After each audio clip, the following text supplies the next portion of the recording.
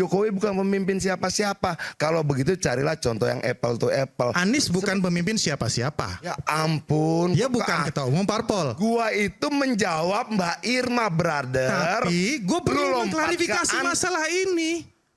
Supaya masyarakat juga tahu. Bukan masyarakat tahu pernyataan bahwa itu apakah yang dikatakan oleh untuk Anies menjawab apa yang Mbak dikatakan Irma oleh- yang menggunakan contoh Ibu Mega dan SBY. Betul Kenapa? penonton? Kenapa Jangan sih? lu campur adukan. Kenapa Lu sih, bawa Anies, hubungannya apa? Hubungannya jelas. Untuk memastikan pilkada serentak tahun 2024 ini bisa berlangsung dengan transparan, jujur, dan adil. Potensi-potensi kerawanan tambahan yang harus kita yakinkan bahwa semuanya bisa kita amankan. Bapak Ibu bertanya kepada saya, jawaban saya. Izinkan saya menyampaikan, saya memilih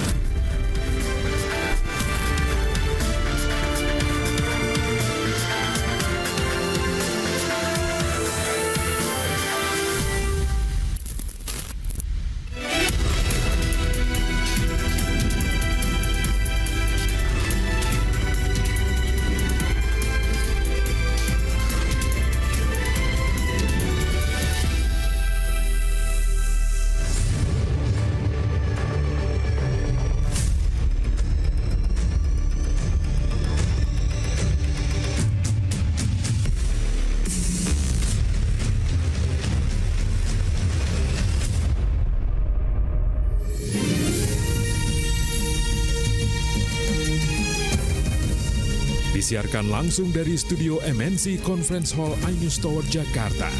Inilah Rakyat Bersuara bersama Aiman Wicaksono.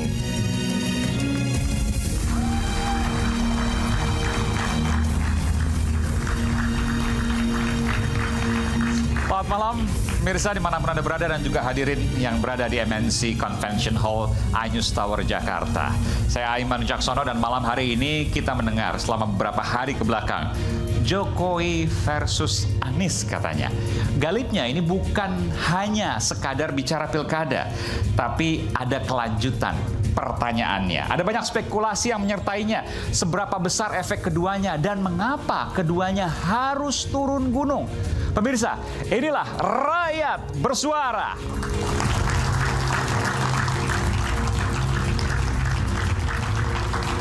Dan malam hari ini saya sudah kedatangan tamu istimewa. Saya akan panggilkan satu persatu. Selamat datang Bung Geis Halifah, sahabat Anies Baswedan.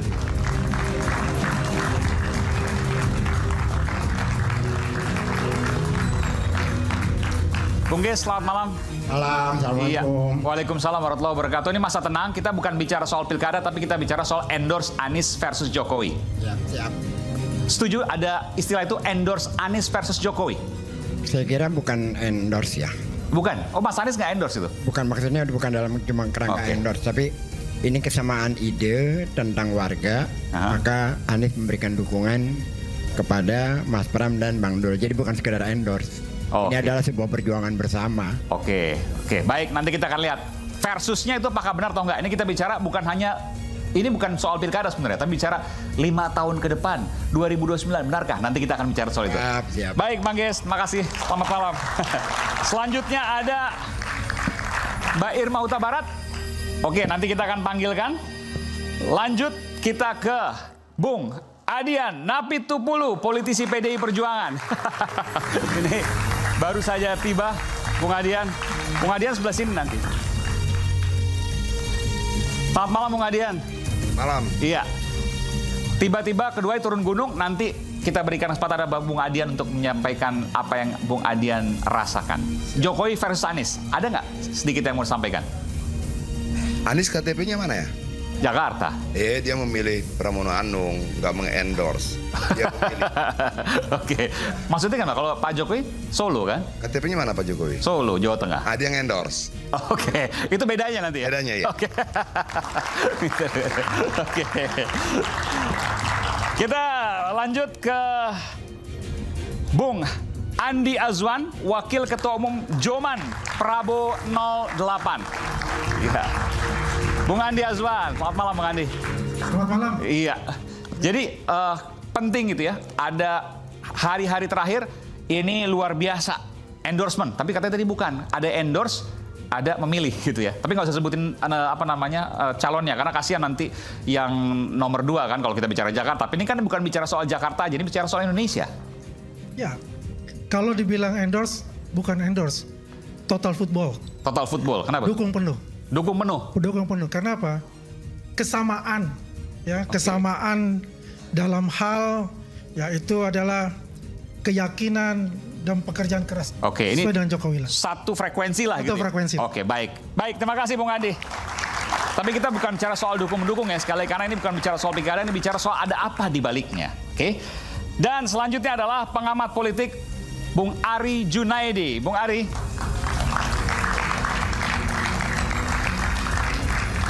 Selamat malam Bung Ari. Selamat malam Bung Ari. Iya.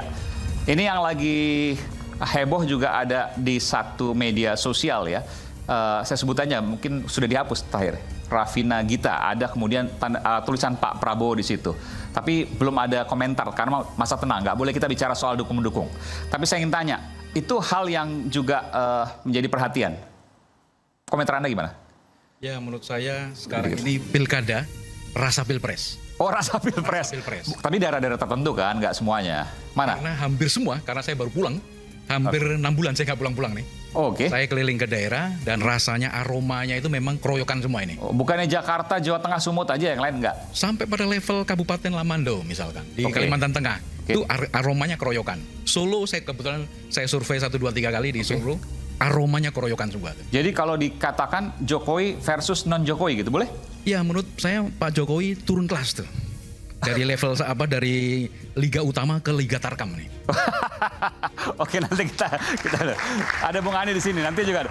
Sebelah sini Bang Ari sebelah kanan saya. Baik. Selanjutnya kita akan ke Ketua Umum Lingkar Nusantara, Bung Hendarsam Marantoko.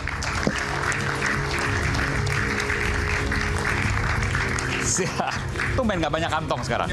Oke, Bung Hendarsam, ini harus dijawab dulu nih tadi Bung Ari Junaidi. Pak Jokowi turun kelas dari Liga Nasional ke Tarkam. Tarkam itu apa? Antar kampung.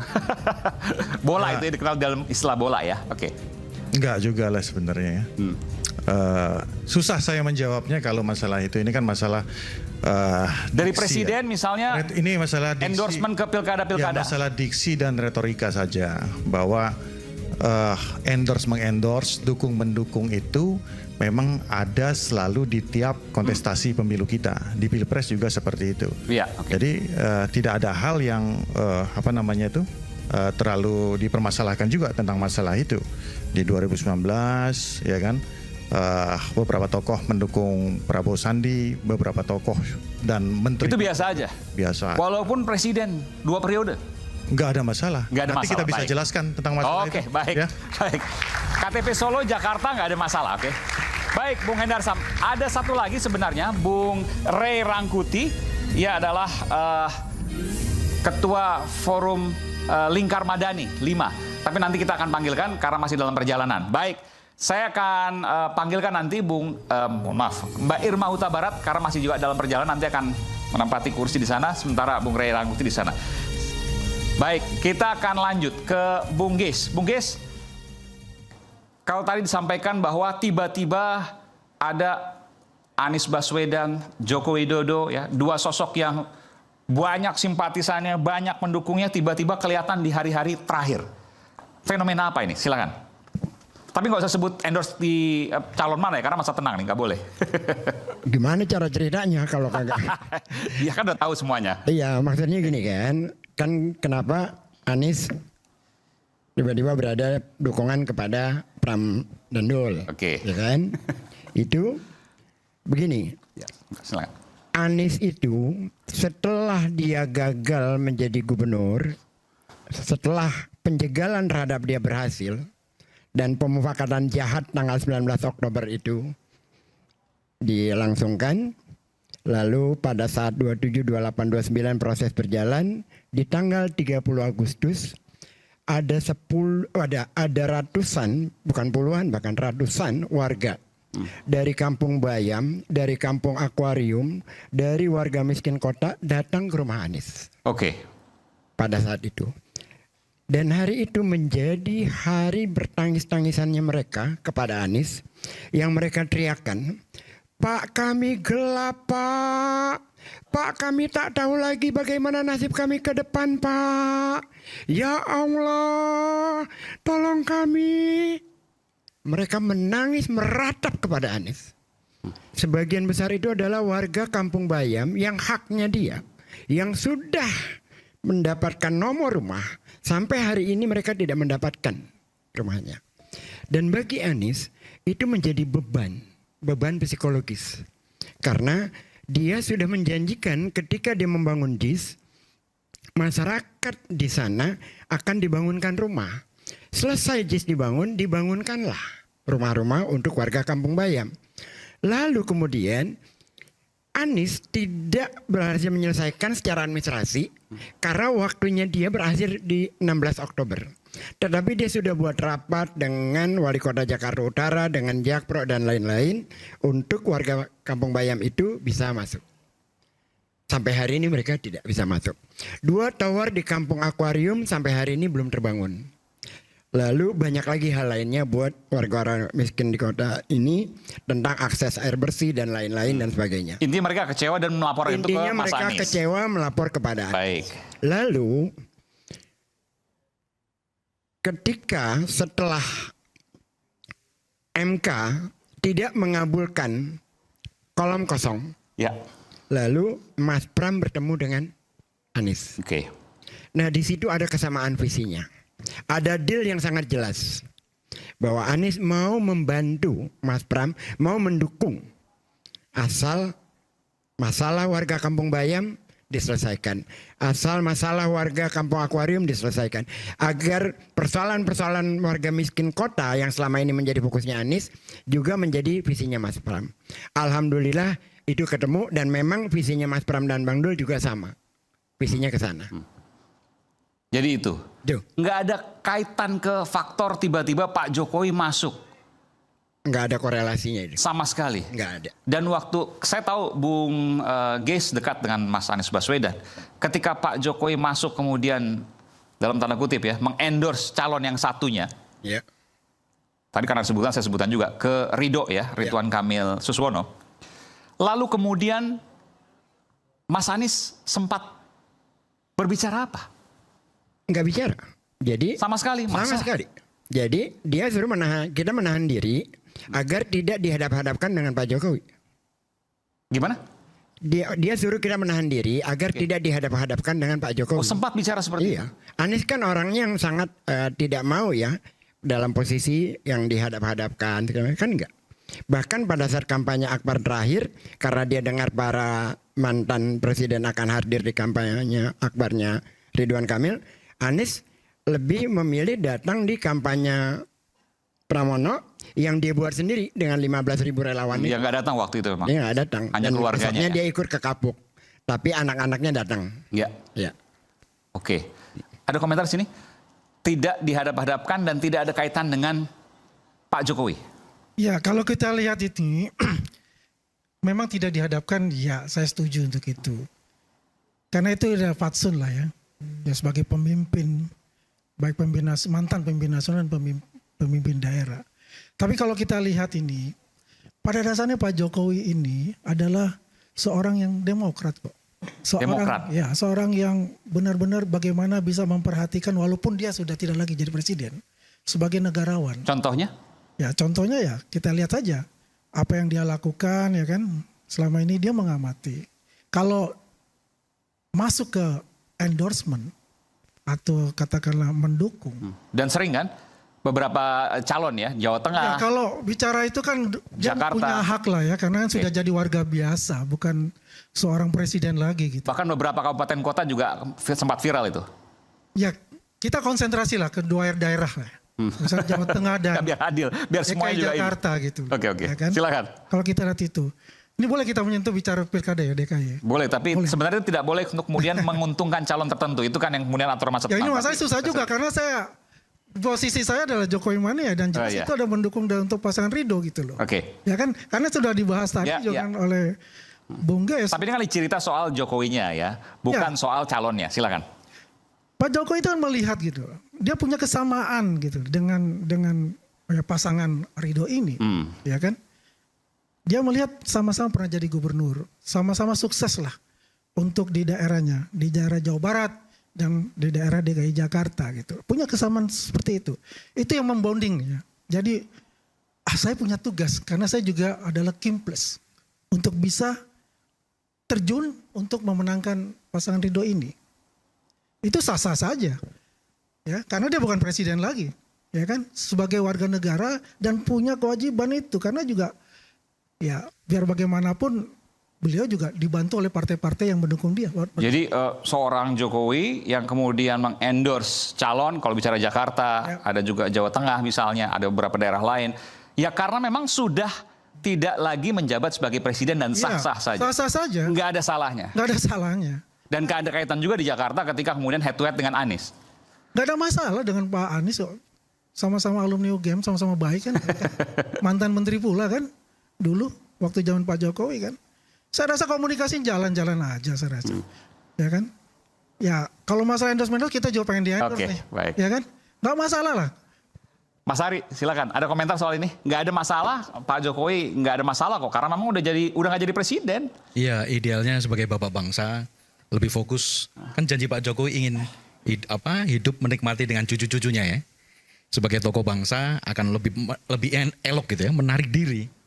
Kalau saya lihat kemarin, karena saya kebetulan ada di Solo. Saya ada di Solo dan ada di Jawa Tengah. Kebetulan saya melakukan survei di 3 kali di Solo. Oke. Ternyata survei independen nih? Saya ada salah satu yang memesan. Oh oke, baik. Tapi tetap mengedepankan fair ilmiah ya. Jadi ternyata juga masyarakat Solo juga tidak terpengaruh dengan nama besar Pak Jokowi. Dan hasil survei itu menunjukkan bahwa trennya yang tidak didukung Pak Jokowi justru yang melejit.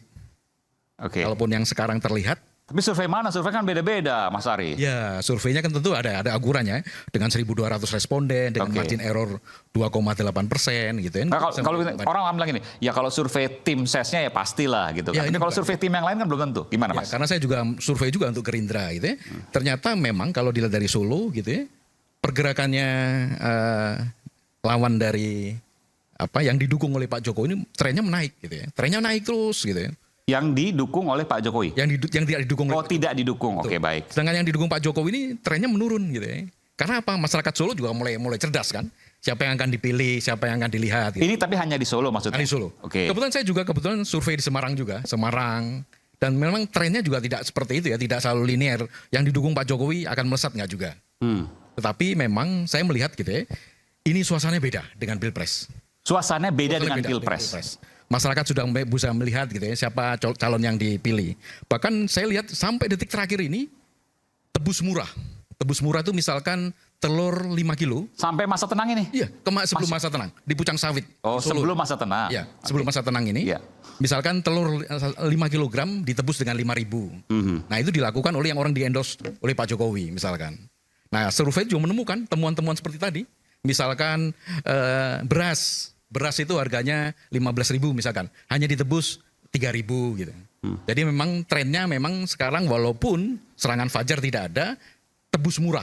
Itu di Kalimantan Tengah juga sama nih. Dalam tanda kutip gaya-gaya Pilpres lalu kan? Gaya Pilpres lalu, tapi sekarang dengan modus pasar murah. Oke. Di Kalimantan Tengah juga sama. Kebetulan Kimples pecah.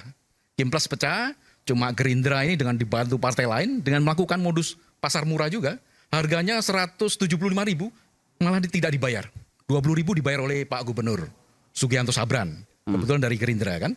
Nah ini yang menjadi ketakutan warga tentang bahwa pemilu kali ini apakah aromanya walaupun tidak seperti Pilpres, tetapi nuansa-nuansa tebus murah ini yang sekarang menjadi modus di pilkada.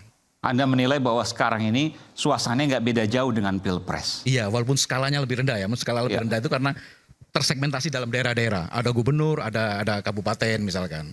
Jadi bakal besok ini tentu hasilnya jauh apa dekat dengan hasil-hasil survei? Saya rasa dekat dengan survei. Dekat dengan survei. Dekat dengan survei. Meskipun survei juga dekat antara satu calon dengan calon yang lain kan? Ya, sebetulnya marginnya nggak begitu banyak. Kebetulan saya juga terlibat di Jawa Tengah ya. Jawa Tengah saya melihat bagaimana massa di bawah itu juga luar biasa. Begitu ketatnya ya. Bagaimana pengerahan aparat misalkan. Ini kan juga terjadi di Jawa Tengah ini. Aparat misalnya siapa? Istri polisi misalkan. Istri polisi dikerahkan untuk membantu Lutfi misalkan. Nah ini menurut saya. Ini data dari mana? Ntar dilaporin lagi kayak saya. Karena memang temuan-temuan di masyarakat seperti itu. Dan hasil survei juga. Oh ini informasi dari masyarakat? Ya teman-teman di lapangan. Oke, baik.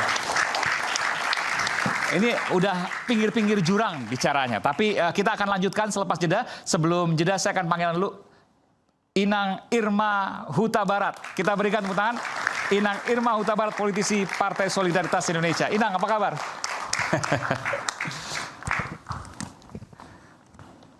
Lumayan kena macet tapi nggak apa-apa. Masih ada waktu. Terima kasih. Apa kabar Aiman? Baik. Sehat-sehat Inang ya? Sehat-sehat Alhamdulillah. Ini saya berdiri apa duduk? Duduk nanti Inang. Nanti kita akan kembali saat lagi. Tetaplah bersama kami di Rakyat Bersuara.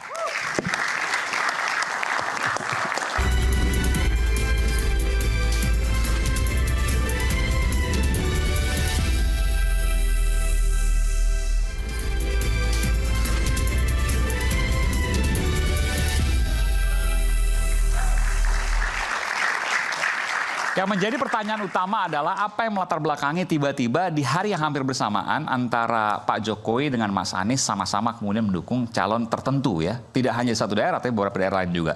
Dan belakangan juga Pak Prabowo menulis tangan juga dalam bentuk endorse. Nah sebelum saya kembali ke Jokowi versus Anies, saya ingin ke Pak Prabowo dulu. Di sini ada Bung Hendarsam. Bung Hendarsam, tentu kita tahu ya beberapa hari ini heboh juga karena ada tulisan, bukan tulisan tangan, ketikan sepertinya ya, yang kemudian mengatasnamakan Pak Prabowo Subianto. Saya ingin tanya dulu, itu betul Pak Prabowo untuk endorse salah satu calon di DKI Jakarta? Iya, tapi bahasa bukan endorse, mendukung. Oke. Ya, seperti itu. Jadi mendukung. Tapi di masa tenang, betul? Karena dipostingnya di masa tenang. Diposting di masa tenang. Boleh itu atau gimana? Dibuatnya tidak di masa tenang. Oke. Gitu. Nah, ini kita harus bedakan. Ya, nah, saya akan jelaskan bahwa ada dua mazhab yang harus kita lihat ya. Mazhab hukum, norma, dan kepatutan. Seperti itu. Norma kepatutan itu terimplementasi dalam hukum. Seperti itu. Nah, hukum itu apa? Udah diatur di pasal 299, 298 dan lain sebagainya bahwa seorang presiden boleh berkampanye. Itu dulu. Itu yang pertama. Nah, ada batasannya. Ada limitatifnya kapan dia boleh berkampanye. Ya. Ya, contohnya di saat libur, ya kan? Di saat libur tidak menggunakan fasilitas negara, kurang lebih itu, dan ada limitatif juga. Mereka-mereka yang tidak boleh ya, mereka-mereka yang tidak boleh melakukan kampanye dan presiden tidak termasuk ke hal tersebut. Nah, itu yang pasti. Ya, seperti pejabat di MA, MK ya, BUMN itu tidak boleh. Nah, jadi artinya presiden boleh maksudnya begitu kan? Presiden boleh. Okay. Artinya kalau ada yang menuduh ini patut nggak patut, ya patut. Boleh secara norma dan itu yang pertama. Yang kedua, kita melihatnya juga secara praktek selama ini. Kita flashback di 2019 saja, ya. Saya ambil contoh Ganjar Pranowo, ya, seorang pejabat negara yang saat itu dia menjabat selaku Gubernur Jawa Tengah. Kalau nggak salah di sekitar bulan Juli 2019, beliau di Solo bersama dengan 31 kepala daerah lainnya mengkampanyekan dan mendukung Pak Jokowi Ma'ruf pada saat itu. No problem, nggak ada masalah, ya. Karena pada saat itu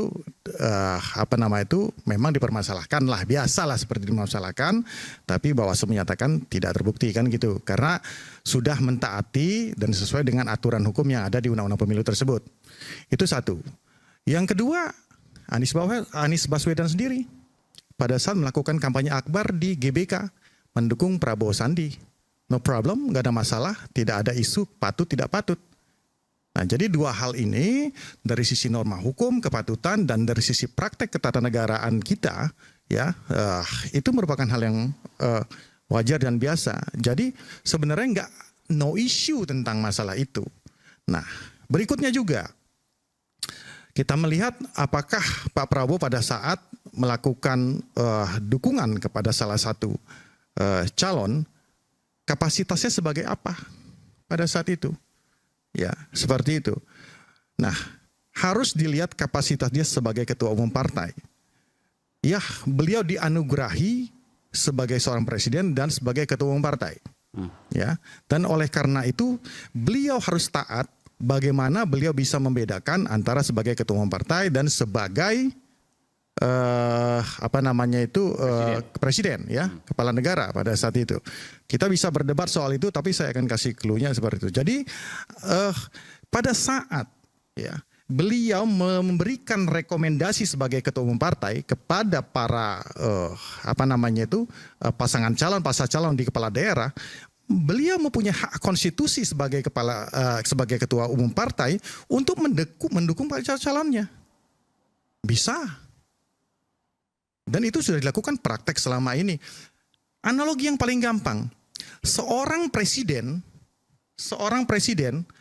itu mempunyai hak konstitusi untuk mengkampanyekan dirinya sendiri. Apalagi, ya kan, presiden mengkampanyekan orang lain. Untuk kepentingan dia sendiri dia bisa, apalagi untuk kepentingan orang lain dalam tanda kutip konstitusi ya. Jangan dianggap ini sebagai sesuatu hal yang narasinya digeser-geser. Jadi saya pengen mencerdaskan bahwa hal-hal seperti ini bukan merupakan sesuatu yang baru. Bukan tidak pernah dilakukan oleh Ganjar Pranowo, Anies Baswedan, semua sudah pernah dilakukan oleh tersebut. Yang penting taat konstitusi, taat aturan seperti itu. Dan tidak ada intervensi dalam bentuk apapun. Ya seperti itu.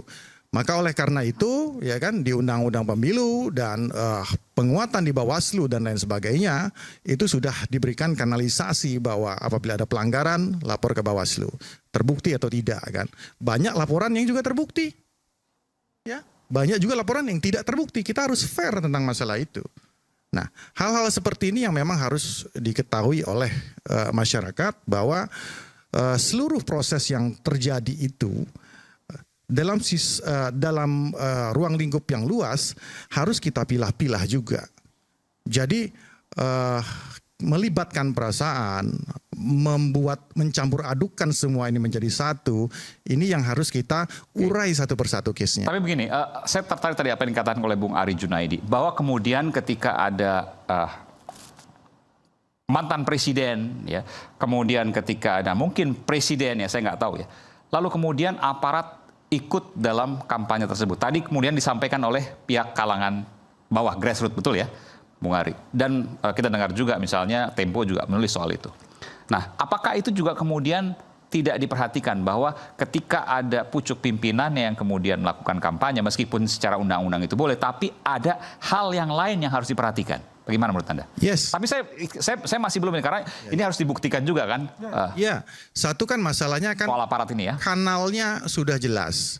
Jadi praduga-praduga itu harus dibuktikan, ya, bahwa ketika ada itu laporkan ke Bawaslu. Itu intinya kan seperti itu. Nah, yang kedua juga harus dimention bahwa secara langsung ya, secara tidak langsung bahwa Pak Tito itu sudah mengatakan ini nggak boleh ada keterlibatan dari perangkat-perangkat di bawahnya. Ya kan. Terlepas dari praktek di bawah yang terjadi ya, tapi dari elit dan pucuk pimpinan ini sudah jelas statementnya seperti itu.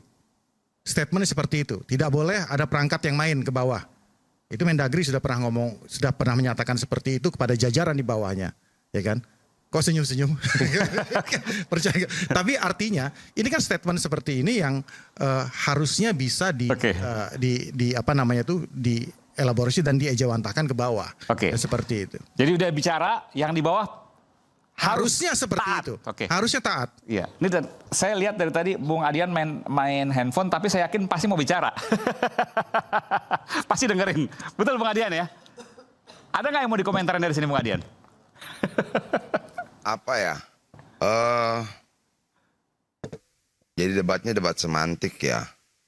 Saya tidak setuju endorsement, saya setuju mendukung. Ya, endorsement itu mendukung.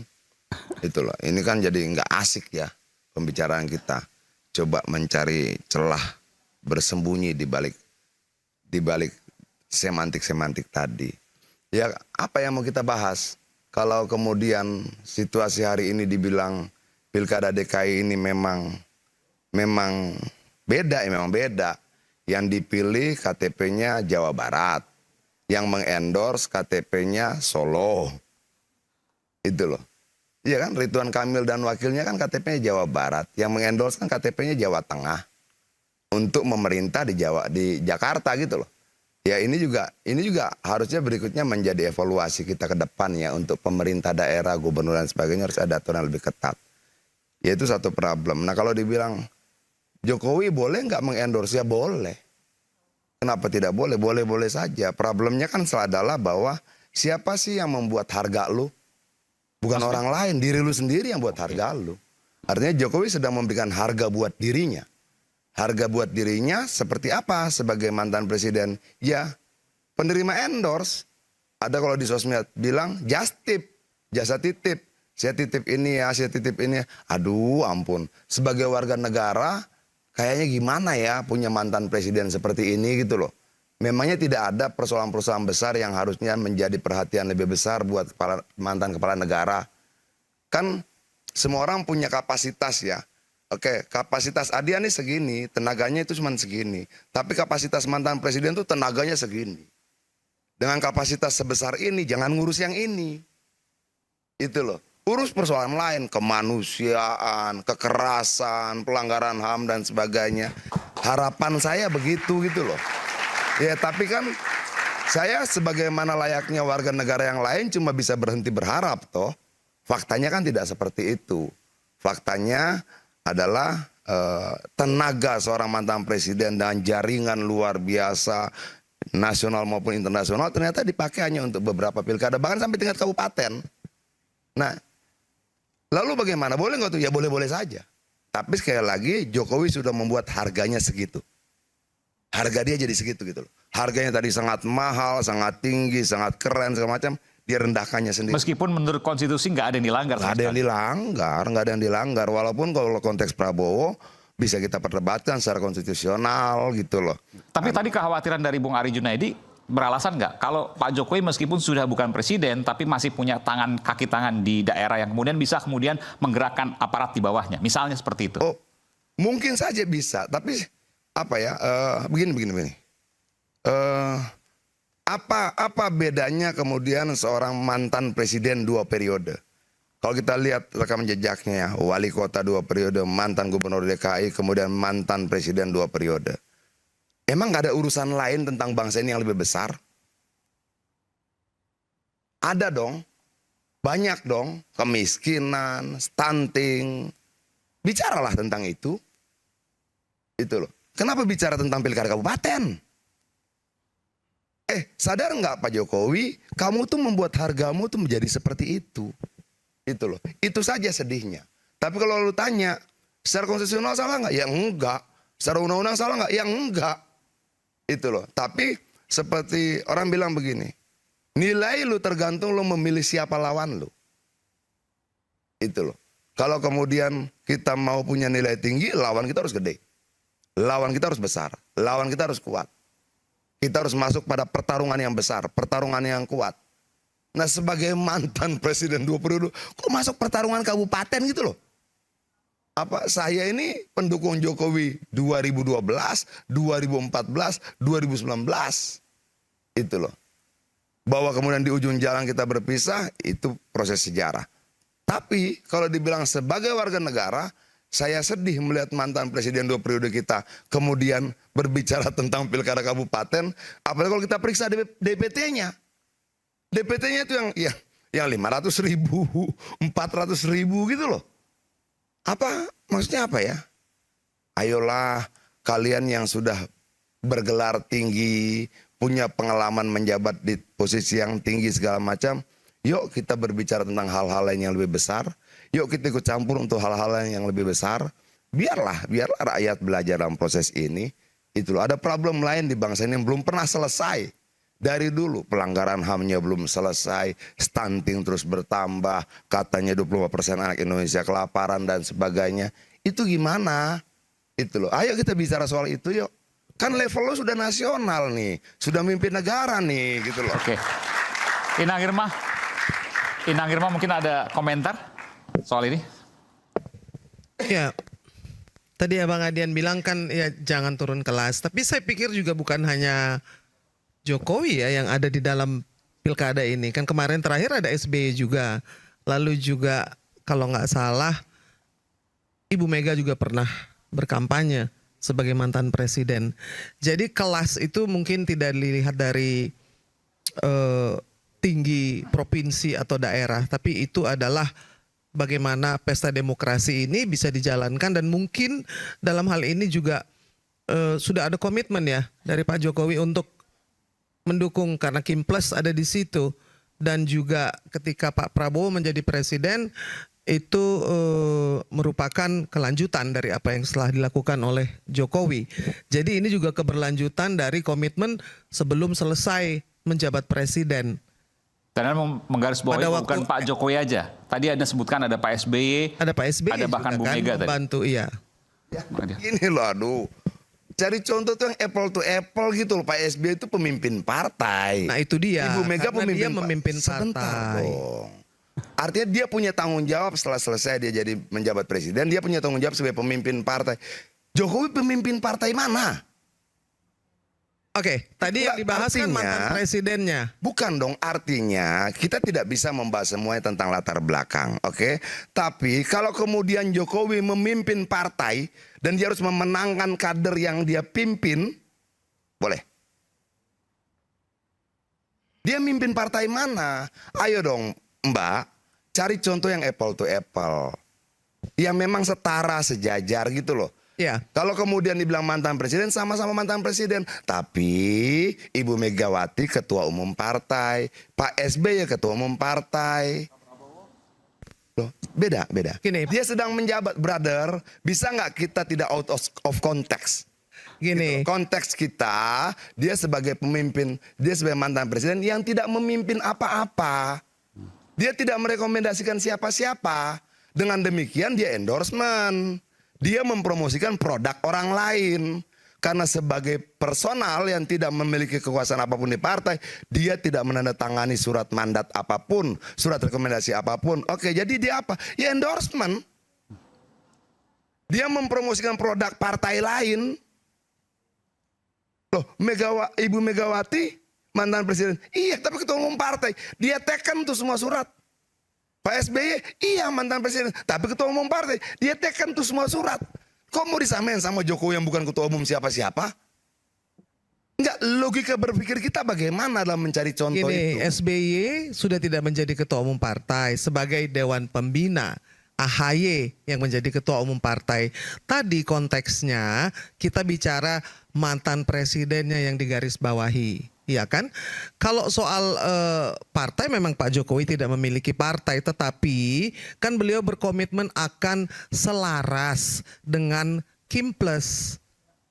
Kenapa? Karena Presiden Prabowo mengatakan bahwa apa yang dilakukan beliau di pemerintahan 2024 sampai 2029 ini adalah keberlanjutan, kesinambungan. Nah, artinya ada komitmen bahkan sebelum beliau lengser. Mbak Irma yang baik, tolong. Ibu Mega itu diputuskan Kongres. Betul. Oke. Pak SBY diputuskan Kongres. Oke.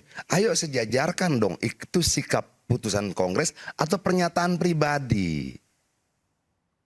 Please dong. Biar debat kita, diskusi kita punya bobot yang baik. Betul. Karena tidak ada partai, jadi jelas bahwa ketika artinya bahwa pernyataan turun, pribadi kemudian disejajarkan dan keputusan Kongres puluhan ribu orang. Saya hanya menyamakan sebagai mantan presidennya. Ya. Islam. Saya perkenalkan dulu, ini ada Bung Ray Rangkuti tadi sudah saya sampaikan. Selamat datang Bung Ray, silakan. Saya mau tanya Bung Adian, bisa nggak dilihat Pak Jokowi itu orang PSI gitu loh? Maksudnya apa nih Bung Ray? PSI? Kan nggak tahu saya apakah ada hubungannya dengan PSI, ada nggak Pak Jokowi hubungannya dengan PSI? Anaknya ketua umum PSI. Anaknya ketua, akan bisa dilihat dalam konteks itu. Bisa apa? Jadi sebenarnya kalau Jokowi bukan ada dalam struktur organisasi partai PSI-nya, lalu dia bersikap seolah mewakili PSI, harusnya Kaisang tersinggung. Tersinggung dong. Pak, apa manggil bapaknya? Papa, ketua umumnya saya, Papa. Gitu loh kira-kiranya. Harusnya tersinggung marah. Nah, ini yang kemudian kita kacau balau. Oke, kita nggak punya dendam, kita nggak punya problem di sini. Kita mau bicara baik-baik, tapi jangan out of context ya. Koridornya ada. Jangan kita lompat sana, lompat sini, lompat sana, lompat sini. Itu loh. Jangan dong, please. Ayo, pembicaraan kita ini setiap kali ditonton rakyat, kita berharap mampu meningkatkan tingkat kesadaran politik rakyat, pemahaman dia terhadap situasi, jangan manipulatif. Kita buka saja gitu loh. Oke, contohnya apa? Ridwan Kamil KTP-nya Jawa Barat. Wakilnya KTP-nya Jawa Barat. Yang mengendorse KTP-nya Jawa Tengah. Tapi mau memerintah di DKI Jakarta. Lalu nanti orang pakai contoh, DPR RI boleh, beda konteks. Gitu loh, karena anggota DPR RI bukan pengelola anggaran, tidak mengambil kebijakan eksekutor. Nah, apakah warga Jakarta mau dipimpin oleh orang yang berKTP Jawa Barat yang diendorse oleh KTP Jawa Tengah? Kalau mau ya silakan pilih besok. Kalau menurut saya secara kualitas kewajiban dan tanggung jawab bisa berbeda. Itu pertama. Terus kedua, saya pernah ngobrol sama Ridwan Kamil, pernah. Saya bilang, lu itu mantan gubernur Jawa Barat, masuk Jakarta, kalau lu menang di Jakarta, lu itu bakal menjadi pesaing calon presiden 2029. Siap nggak partai pendukungnya untuk mengantisipasi situasi itu kalau ternyata dugaan saya benar atau prediksi saya benar? Kenapa? Kita belajar yuk. Jokowi wali kota Solo, masuk Jakarta, gubernur, calon presiden. Oke? Anies gubernur, calon presiden. Kualitas pemilih Solo berbeda dengan Jawa Barat. Ridwan Kamil, mantan gubernur Jawa Barat, mantan wali kota ya. Wali kota, gubernur Jawa Barat, masuk gubernur Jakarta. Oke? Partai-partai pendukung siapkan dia. Apakah ini bagian dari skenario untuk mempersiapkan Ridwan Kamil presiden 2029? Karena power yang dia miliki lebih besar dari yang dimiliki oleh Presiden Jokowi. Bang Adian. Jadi Bang Adian KTP-nya mana? Ini kita bicara masalah endorsement, terus bicara tentang KTP. Dapilnya Bogor, dapilnya. KTP-nya kan Bogor. Milih nggak Jakarta? Kalau KTP-nya Bogor, ya kan? Kita jangan ini Pak, Bang Adian. Sorry Bang Adian. Satu persatu. Pertama KTP saya Jakarta, yang dibilang Bang Aiman tadi dapil saya Bogor. Oke, jangan disamakan. Saya ketua tim pemenangan Pilkada se-Indonesia dari PD Perjuangan. Mau disamakan sama Jokowi? Dia ketua tim pemenangan mana? Kalau disamakan jelas tidak sama. Bukan. Jokowi sudah pernah jadi presiden. Dia ya ketua tim dia pemenangan mana? Negara ini dengan sebagai baik. ketua tim pemenangan pilkada, bahkan saya bisa berbicara tentang pilkada Aceh, pilkada Sumatera Utara, pilkada Lampung, pilkada Jambi. Nah, itu kan tugasnya artinya itu kewenangan yang melekat pada tugas kepartaian saya. Ya, tugas kepartaian, tapi ini kan kita konteksnya ini adalah endorsement. Ketua tim siapa? Ya kan dukungan, gitu loh. Apa yang dilakukan oleh Jokowi? Gini, ya kan? Kita mau nyari menang atau mau nyari benar? Loh, kalau mau nyari benar, yuk kita diskusi yang enak. Jangan bandingkan kenapa saya ketua tim pemenangan pilkada perintah partai. Saya bisa bicara tentang pilkada 30 sekian provinsi, 545 pilkada, saya bisa bicara. Kewenangan itu melekat pada saya. Pertanyaan saya, mau kau samakan dengan Jokowi? Jokowi ketua tim pemenang siapa?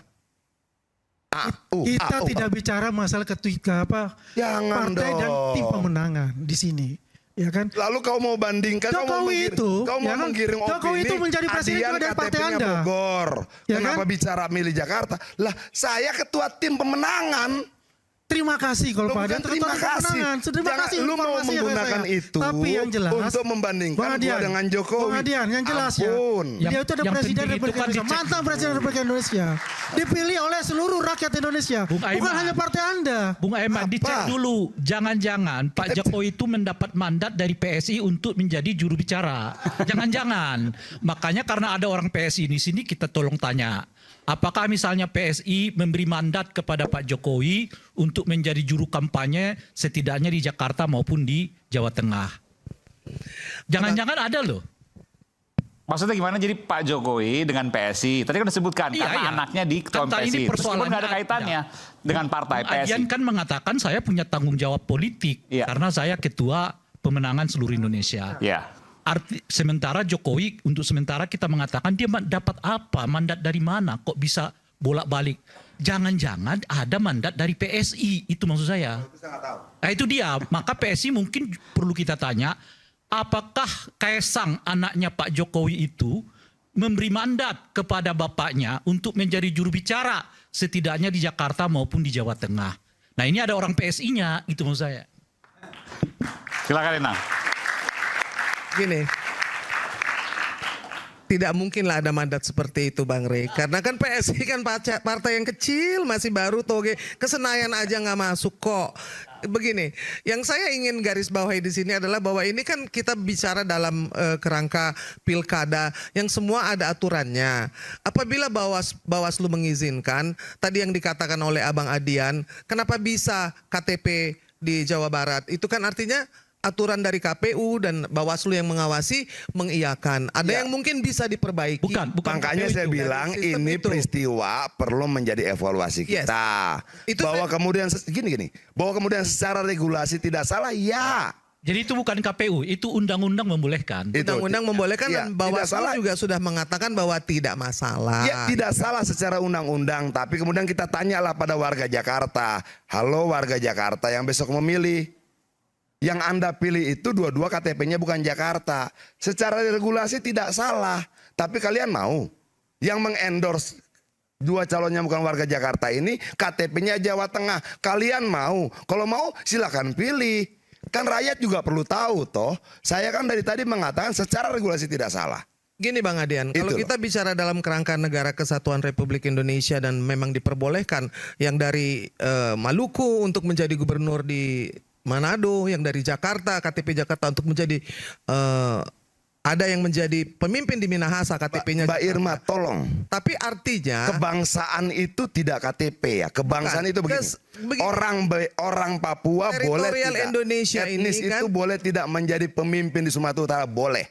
Betul. Ya, secara etnis boleh. Itulah kebangsaan kita. Lalu masalahnya tapi kemudian secara regulasi diperbolehkan, serahkan pada pemilih. Mereka harus tahu bahwa yang mereka pilih itu secara kependudukan Jawa Barat. Oke, pertanggung jawabnya sebagai penduduk mana ketika dia dipilih? Boleh nggak Jawa Barat atau Jakarta? Karena dia akan mengelola 90 triliun APBD Jakarta. Kalau warga Jakarta mempercayakan pengelolaan 90 triliun itu pada yang berKTP di luar Jakarta, ya silahkan. Kenapa? Karena regulasi tidak salah. Sebetulnya masalah kompetensi ini jangan dikaitkan. Sebentar Mbak Irma. Tapi kalau kemudian orang Papua menjadi gubernur Sumatera, boleh. Secara etnis, boleh. Nggak ada. No problem buat saya. Kalau saya sih lebih suka bicara soal... Makanya saya tidak bicara etnisnya Ridwan Kamil. Enggak. Iya, KTP. Itu loh. Tadi kan Abang bicara KTP. Kita bisa bicara soal kompetensi atau goal atau apapun aturan yang sudah diperbolehkan, disetujui oleh anggota DPR, undang-undang yang sudah jadi. Apabila ada yang tidak serak di hatinya Bang Adian, bukan berarti bahwa itu salah. Itu kan nomor satu itu. Nomor dua soal KTP tadi.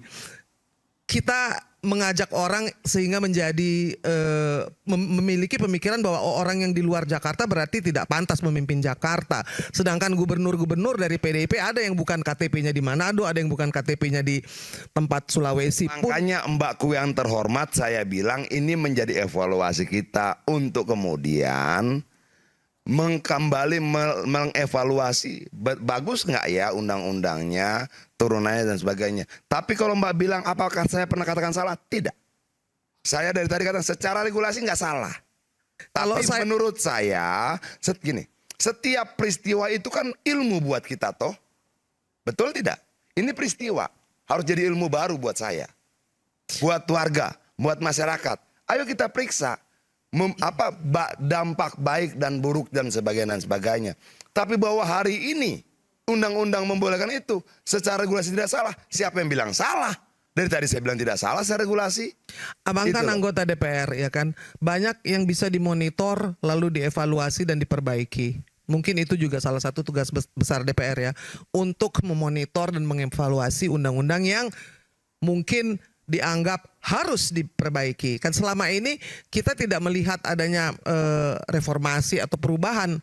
Ketika hal itu diperbolehkan, ya sudah, jangan dibahas. Jangan bilang jangan pilih orang yang KTP Bandung. Yang tapi bilang jangan pilih itu siapa, Mbak? Coba kita putar lagi dari awal pernyataan Tadi kan Bang saya. Adian kan mengatakan itu. Berapa kali tuh mengatakan itu loh. Ya kan? Mau dipimpin DKI Jakarta ini dengan KTP Jawa Barat. Ya, di-endorse oleh Jawa Tengah.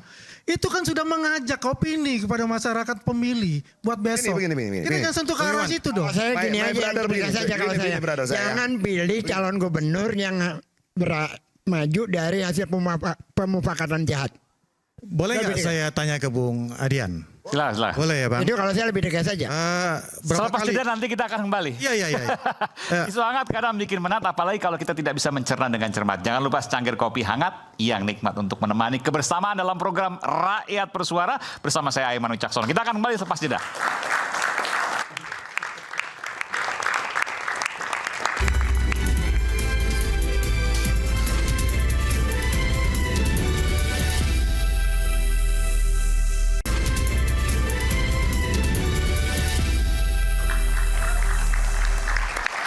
Kembali di Rakyat Bersuara. Tadi sesuai janji saya ingin ke Bung Hendarsam. Silakan, Bung Hendarsam, apa yang mau disampaikan?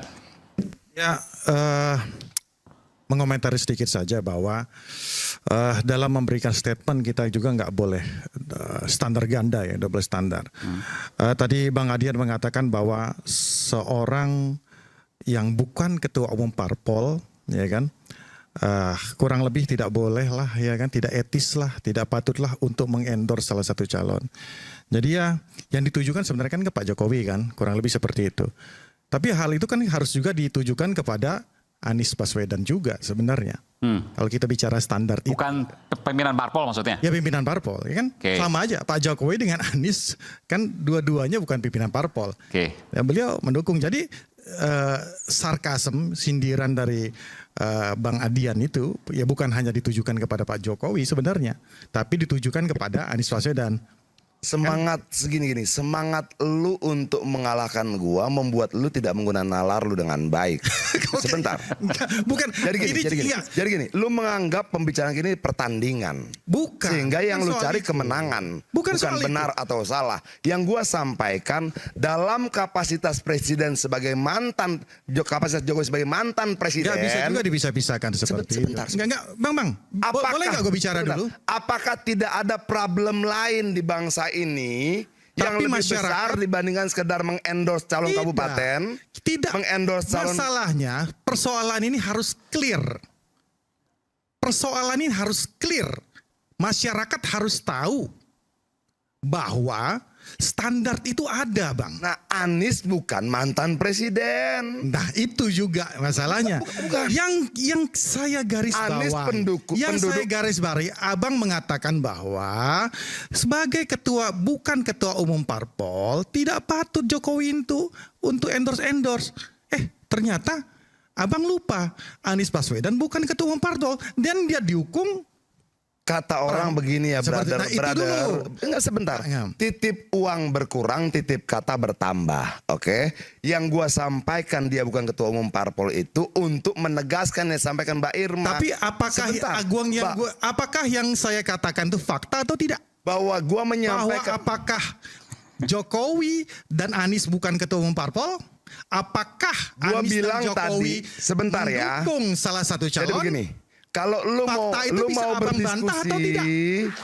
mau berdiskusi, bisa dibantah lu lihat atau tidak? kronologi pernyataan demi pernyataan. Oke, pernyataan pertama Bisa gua Abang bantah atau menjelaskan bahwa presiden itu tempat posisinya sangat tinggi. Teori Dia punya Abang bla itu bla bisa, bla. dan Lalu fakta itu bisa Mbak Irma Abang bicara patahkan atau ada tidak? mantan presiden lain yang kemudian mengendorse siapa? Ibu Megawati, siapa lagi? Pak SBY. Oh, Mbak Irma, dia memang mantan presiden, tapi dia ketua umum dan pemimpin partai. Jokowi bukan pemimpin siapa-siapa. Kalau begitu carilah contoh yang apple to apple. Anies bukan pemimpin siapa-siapa. Ya ampun. Dia bukan ketua umum parpol. Gua itu menjawab Mbak Irma, brother. Tapi gue perlu mengklarifikasi masalah ini. Supaya masyarakat juga tahu. Bukan masyarakat tahu pernyataan itu yang dikatakan oleh untuk menjawab Mbak Irma yang menggunakan contoh Ibu Mega dan SBY. Betul penonton? Kenapa Jangan sih? lu campur adukan. Kenapa lu sih, bawa Anies, hubungannya apa? Hubungannya jelas. Di samping lu ada namanya Ges Khalifah di situ. Ya, yang lu sindir bukan cuman Jokowi. Yang lu sindir apa hubungannya dengan Ges Khalifah di sini? Ampun. Hubungannya dia mau duduk di sini, duduk di sana, boleh enggak? Ya ampun. Sudah dah. Jangan bawa-bawa. Ya ampun. Enggak apa-apa. Nah, terusin dulu. Enggak, apa hubungannya dia duduk di sini? Yang ngatur dia duduk di sini dia Terusin dulu. Teori saya benar. Bangga. Gua di sini mendukung Pramono Anung. Fakta yang saya Dan sampaikan Dangdul, salah atau tidak? karena dia bukan calon dari hasil operasi jahat. Wah, ini udah kemana-mana. Itu adalah fakta. Enggak, kita bicara. Karena dia calon yang berbicara tentang Jakarta. Lu Jangan itu mau substansi. mengalahkan orang. Bukan membagi-bagikan janda. Sampai duduknya Ges Khalifah masalah buat lu. Metodologi. Aneh cara berpikir lu. Dan teori yang dibangun oleh. Biarkan bicara dulu, Pak Andarman. Biarkan bicara dulu. Biarkan gue bicara. Kalau mau bicara dulu. Kalau mau nyalain Ges Khalifah duduk sini, salin Aiman bukan gua. Iya kan? Iya ngatur duduknya. Biarkan bicara dulu. Fakta itu tidak terbantahkan. Teori yang Bang Adian sampaikan ternyata tidak hanya menyusur kepada Jokowi, tapi juga menyusur kepada Anies Baswedan. Anies Anies Baswedan tidak salah. Jokowi juga tidak salah. Kalau kita bicara masalah, Ya, gua di sini salahnya apa? Nah. Oke, itu yang pertama. Salahnya Yang gua di kedua, sini apa?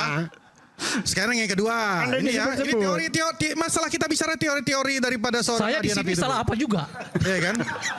Ya. Nanti saya mau tanya ke Bang Rizal ini. Yang Saya kedua mau ya. tanya ke Bang Rizal ini.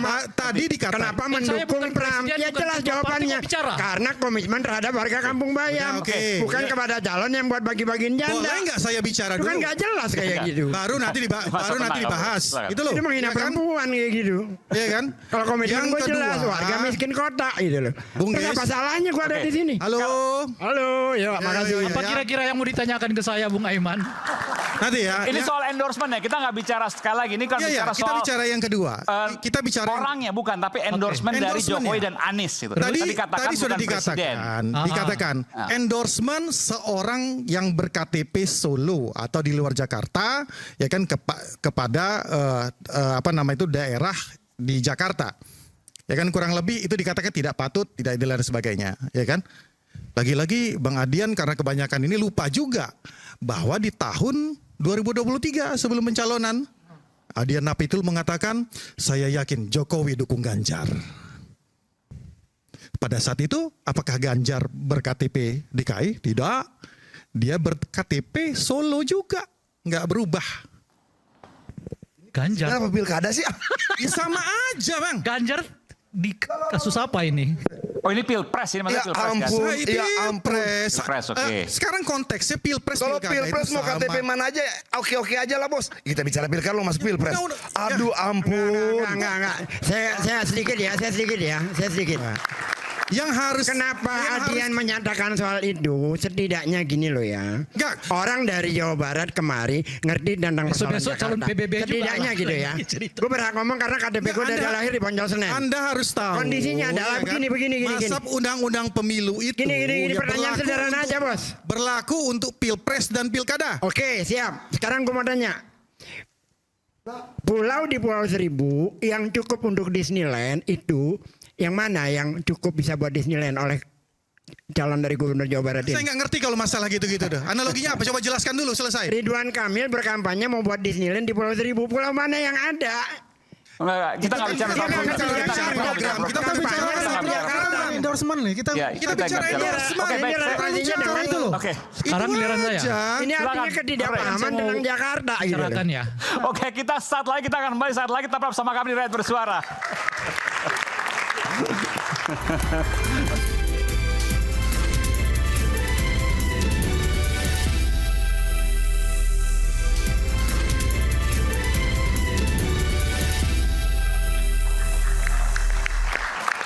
Kembali di Rakyat Bersuara. Tadi sempat diskusi yang sungguh sengit, ya. Tapi saya ingin sekarang menurunkan sedikit tensi sengitnya. Saya berikan kepada Bung Ray Rangkuti. Silakan Bung Ray. Jangan-jangan nambah sengit lagi. Itu yang baru saya mau bilang. Saya bicara apa ya kira-kira, Bung? Tadi urusan misalnya Pak Jokowi dianggap karena turun kelas. Ngapain sih endorse? Ada hal lain yang lebih besar. Soal stunting, soal korupsi, dan lain sebagainya. Ada banyak lah ya. Terus kemudian Mbak Irma berkatakan bahwa enggak, Pak Jokowi aja kok, presiden yang lain juga endorse juga, dulu Pak SBY, bahkan Bu Mega disebutkan ketua umum partainya Bang Adian, ya. Jadi nggak ada yang salah dengan itu. Ada nggak catatan soal ini, Bung Ray? Menurut saya ada dua catatannya. Catatan pertama adalah kesulitan kita memahami tentang moral dan etik dalam demokrasi kita hari ini. Jadi selalu ketika kita berbicara soal kepatutan, kita selalu berbicara ada aturan yang mengatur enggak. Kepatutan itu bukan soal aturan mengatur. Saya tidak mengangkat kaki di sini nih, di meja ini, bukan karena ada aturan yang mengangkat tangan nggak boleh angkat kaki. Kan Bung Aiman nggak pernah menjelaskan ada aturannya kan. Tapi saya tidak melakukan itu. Kawan-kawan yang di samping saya juga nggak melakukannya. Kenapa? Karena kita mempunyai kepatutan. Tidak patut saya mengangkat kaki di meja dalam kondisi yang kayak begini. Tanpa Anda sendiri mengatakan bahwa itu tidak boleh. Jadi kepatutan, moral dan sebagainya itu di atas apa yang disebut dengan boleh nggak boleh. Kalau dalam Islam itu disebut dengan halalan toyibah. Jadi bukan soal halal haram saja, tapi soal toyib, bagus apa enggak bagus. Nah di kita kehilangan tuh yang namakan bagus nggak bagus, patut nggak patut, etik atau tidak etik, moral atau tidak moral. Selalu acuannya kepada boleh. Jadi pendapat Anda bahwa presiden atau mantan presiden harusnya nggak usah ikut-ikutan?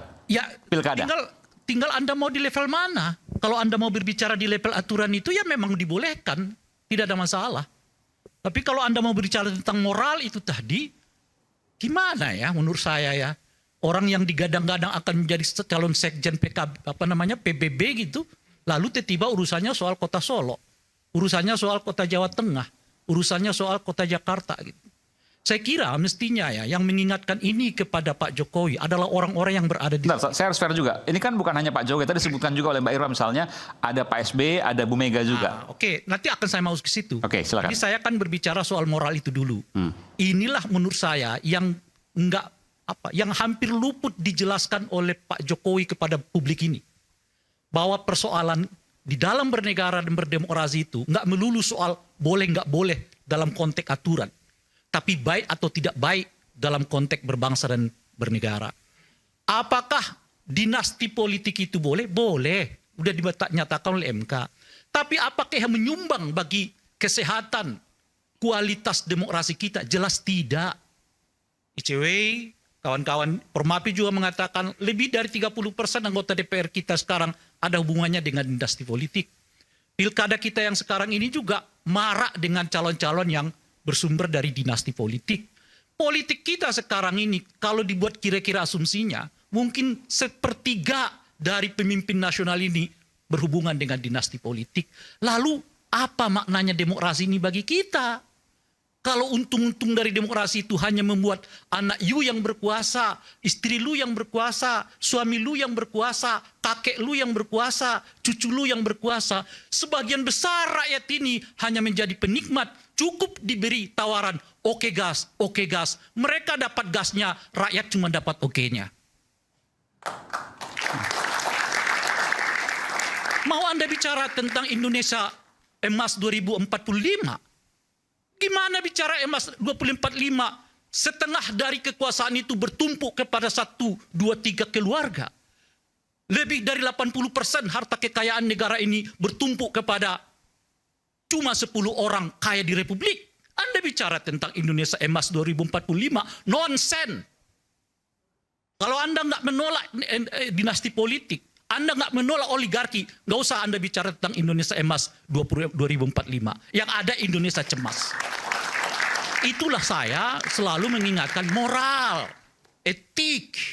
Nggak cukup sekedar boleh nggak boleh. Anda datang ke rumah orang nggak nyebutin assalamualaikum, apalagi misalnya tuh, mohon maaf, ada nggak larangan di Republik ini yang mengatakan Anda nggak boleh masuk rumah kalau nggak mengucapkan salam? Nggak ada. Tapi ada nggak yang berani masuk rumah orang lain tanpa mengucapkan salam? Nggak ada. Karena apa? Itu moral, itu etik. Nah itu yang nggak diajarkan oleh Pak Jokowi selama 10 tahun terakhir ini. Yang selalu dikatakan ada nggak aturan, ada nggak aturan. Nah itu satu. Nah yang kedua, selalu ada argumennya. Dia membuat kok, mengapa saya tidak? Dia melakukannya, mengapa saya tidak? Logika itu membuat kita nggak bisa kemana-mana. Anda presiden, Anda mesti moralnya lebih tinggi dari dia, lebih tinggi dari dia, lebih tinggi dari saya. Sehingga saya punya acuan bahwa moralitas yang terbaik itu ada di kepemimpinan nasional kita. Lalu kalau semua orang mengatakan, Ibu Mega melakukannya, SBY melakukannya, Pak Jokowi juga boleh dong melakukannya. Lalu kita maju itu kapan? Mestinya mengatakan, saya akan membuktikan dan memberi contoh kepada Republik ini bahwa sebagai mantan presiden saya nggak akan cawe-cawe dalam konteks apapun. Apalagi saya nggak punya apa-apa untuk cawe-cawe. Saya yang nggak punya partai, nggak ketua partai, nggak anggota partai, nggak pengurus partai. Lebih mungkin saya bisa mengatakan saya berdiri di atas semuanya. Karena apa? Karena satu, saya nggak punya apa-apa terhadap itu. Dan yang kedua adalah saya memberi contoh supaya tidak ada lagi argumen-argumen. Dia melakukannya kok, dia melakukannya kok, dia melakukannya kok. Jadi ibarat kata, karena semua orang bergosip, maka boleh bergosip, kira-kira begitu. Lalu kapan kita selesai dari pergosipan? Nggak akan selesai. Karena nggak ada yang mengatakan kita keluar dong, jangan bergosip. Dan yang paling unik, yang tidak mau keluar dari situasi itu, justru adalah elit-elit dari rakyat ini. Rakyat ini dibiarkan untuk saling mencontoh apa yang tidak elok bagi Republik. Karena dia boleh, ya saya juga boleh. Mestinya sebagai mantan presiden, saya memperlihatkan kepada Anda semua, inilah etik, inilah moral, inilah standar dari seorang mantan presiden. Saya tidak menjadi ketua umum partai politik, saya tidak urusin lagi soal ini itu, saya pure hanya menjadi ikon dari Republik ini. Seperti pernah dilakukan oleh Habibie. Apa yang dilakukan waktu itu? Dia kan jadi apa-apa kan? Apakah dia kampanye? Tidak. Apakah ia cawe-cawe dengan perkara? Tidak. Dia diam saja. Waktu pemilu 99 maksudnya? Setelah beliau jadi lengser. Oke. Pada saat pemilu 99 juga tidak melakukan apa-apa. Setelahnya juga tidak melakukan apa-apa. Mengapa itu bukan jadi contoh? Mengapa itu bukan jadi referensi? Dan sebetulnya banyak tokoh-tokoh di Republik ini yang moralnya seperti itu. Wah, kita jadi mencontoh-contoh hal yang membuat bangsa kita nyungsep kok. Tapi bicaranya Indonesia Empas 2045. Standar kita nggak ada di situ kok. Nah ini yang saya mau katakan, Bung Aiman. Jadi kalau Anda mengatakan tadi bagaimana dengan, ya mestinya kan Pak Jokowi mengatakan saya beda dengan mereka. Apalagi saya nggak punya partai. Saya ingin dikenang sebagai sebagai presiden yang menurut lembaga survei tingkat kepuasannya 80% sebelum lengser sebagai presiden. Sekarang dengan cawe-cawe di Jakarta, cawe-cawe di Solo, itu artinya kan dia mau mengatakan sebagian rakyat Solo yang milih dan mengatakan puas kepada saya itu dikecewakan oleh dia. Karena boleh jadi sebagian dari masyarakat Jawa Tengah itu sedang tidak memilih orang yang sedang di-endorse-nya. Artinya apa? Menurunkannya. Dan tidak ada satupun di kelompok ini atau di lingkaran Pak Jokowi untuk yang mengingatkan itu, Pak Jokowi, jangan begitu. Anda harus jadi ikon moral bangsa ini. Anda harus menjadi teladan dari bangsa ini. Supaya generasi-generasi kita itu punya contoh.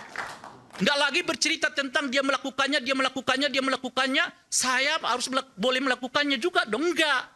Tapi harus mengatakan ini contoh ada kok, ini ada contoh ada kok, ini ada contoh kok. Apakah Pak Jokowi tidak mau jadikan sebagai contoh moral dari bangsa ini? Oke, ada tanggapan? Silakan. Ya. Terima kasih Bang Rey. Jadi kan tadi bicara soal desensi atau kepatutan ya kan. Bagaimana moral itu yang ukurannya macam-macam moralitas ya kan. Tapi kalau kita bicara soal tadi 1/6, 1/3 dari anggota parlemen dan orang-orang yang memiliki jabatan adalah bagian dari politik dinasti, artinya kan memang rakyat ini masih suka memilih orang-orang yang patronas, patriarki. Dan mereka tahu ini adalah seseorang yang sudah saya kenal, bukan hanya bicara soal keluarga Jokowi saja ya, bicara soal ada keluarga-keluarga dari Ibu Megawati, Pak SBY, dan juga banyak di daerah yang istrinya, adiknya, kakaknya, menantunya masih dipilih.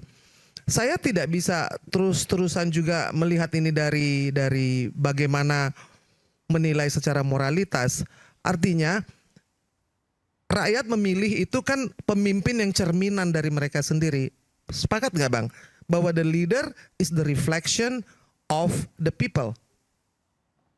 Ketika yang dipilih adalah orang-orang yang mungkin tidak sempurna, mungkin tidak sesuai kepatutannya yang tadi Abang katakan, tetapi juga dipilih. Iya kan? Artinya bahwa apa masalahnya? Saya pikir di sini ada beberapa masalah. Satu, partai politik harus bisa menerapkan meritokrasi dan itu belum.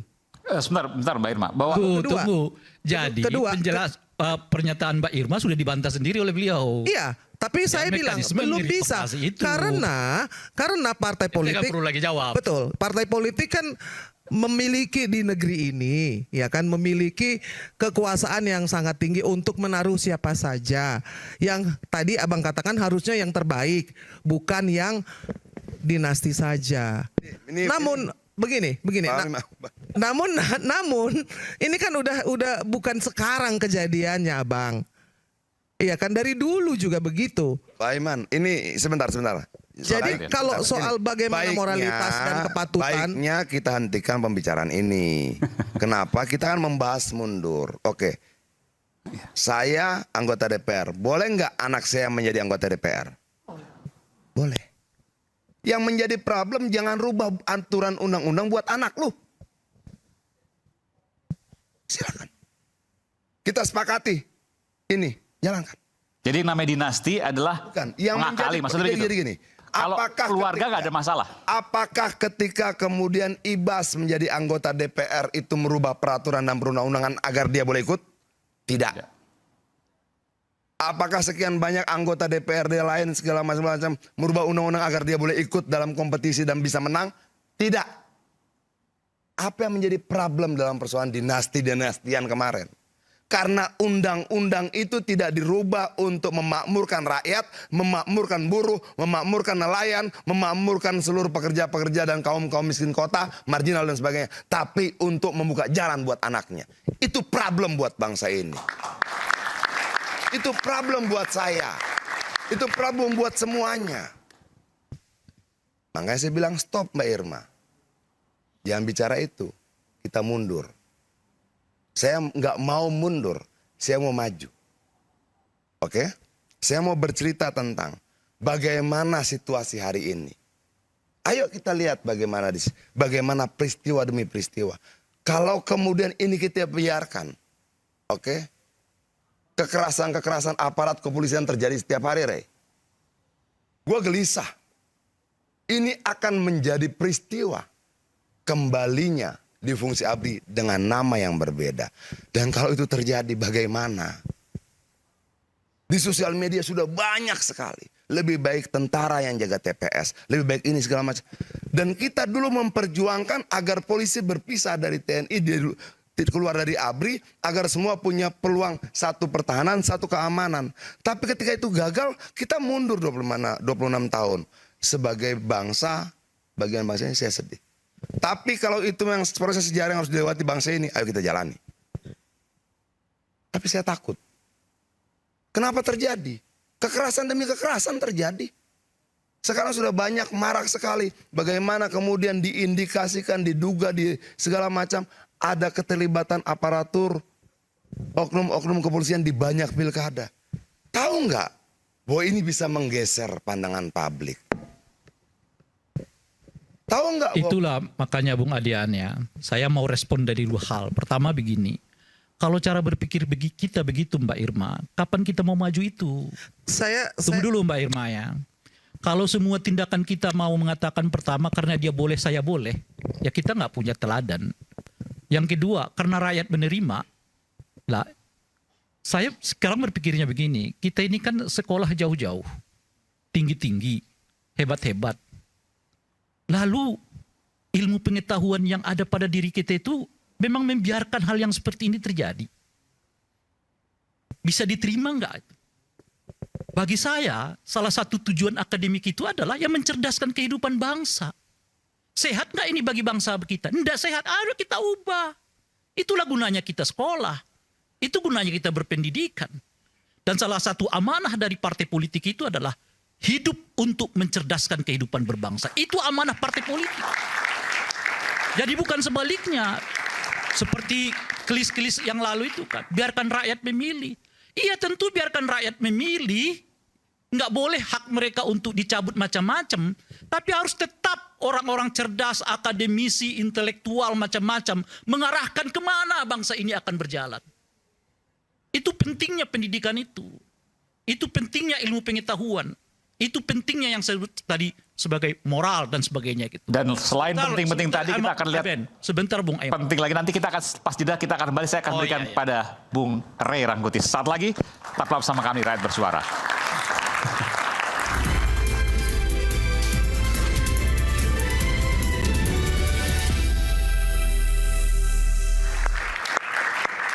Tadi saya janji ingin melanjutkan apa yang disampaikan oleh Bung Ray. Silakan Bung Ray. Saya tunasi janji saya. Saya tergelitik dengan apa yang disebutkan tadi oleh Bung Adian soal peran kepolisian kita yang kelihatan jauh dari harapan yang dulu sama-sama kita perjuangkan mengapa ia harus dipisahkan dari TNI atau APRI gitu ya.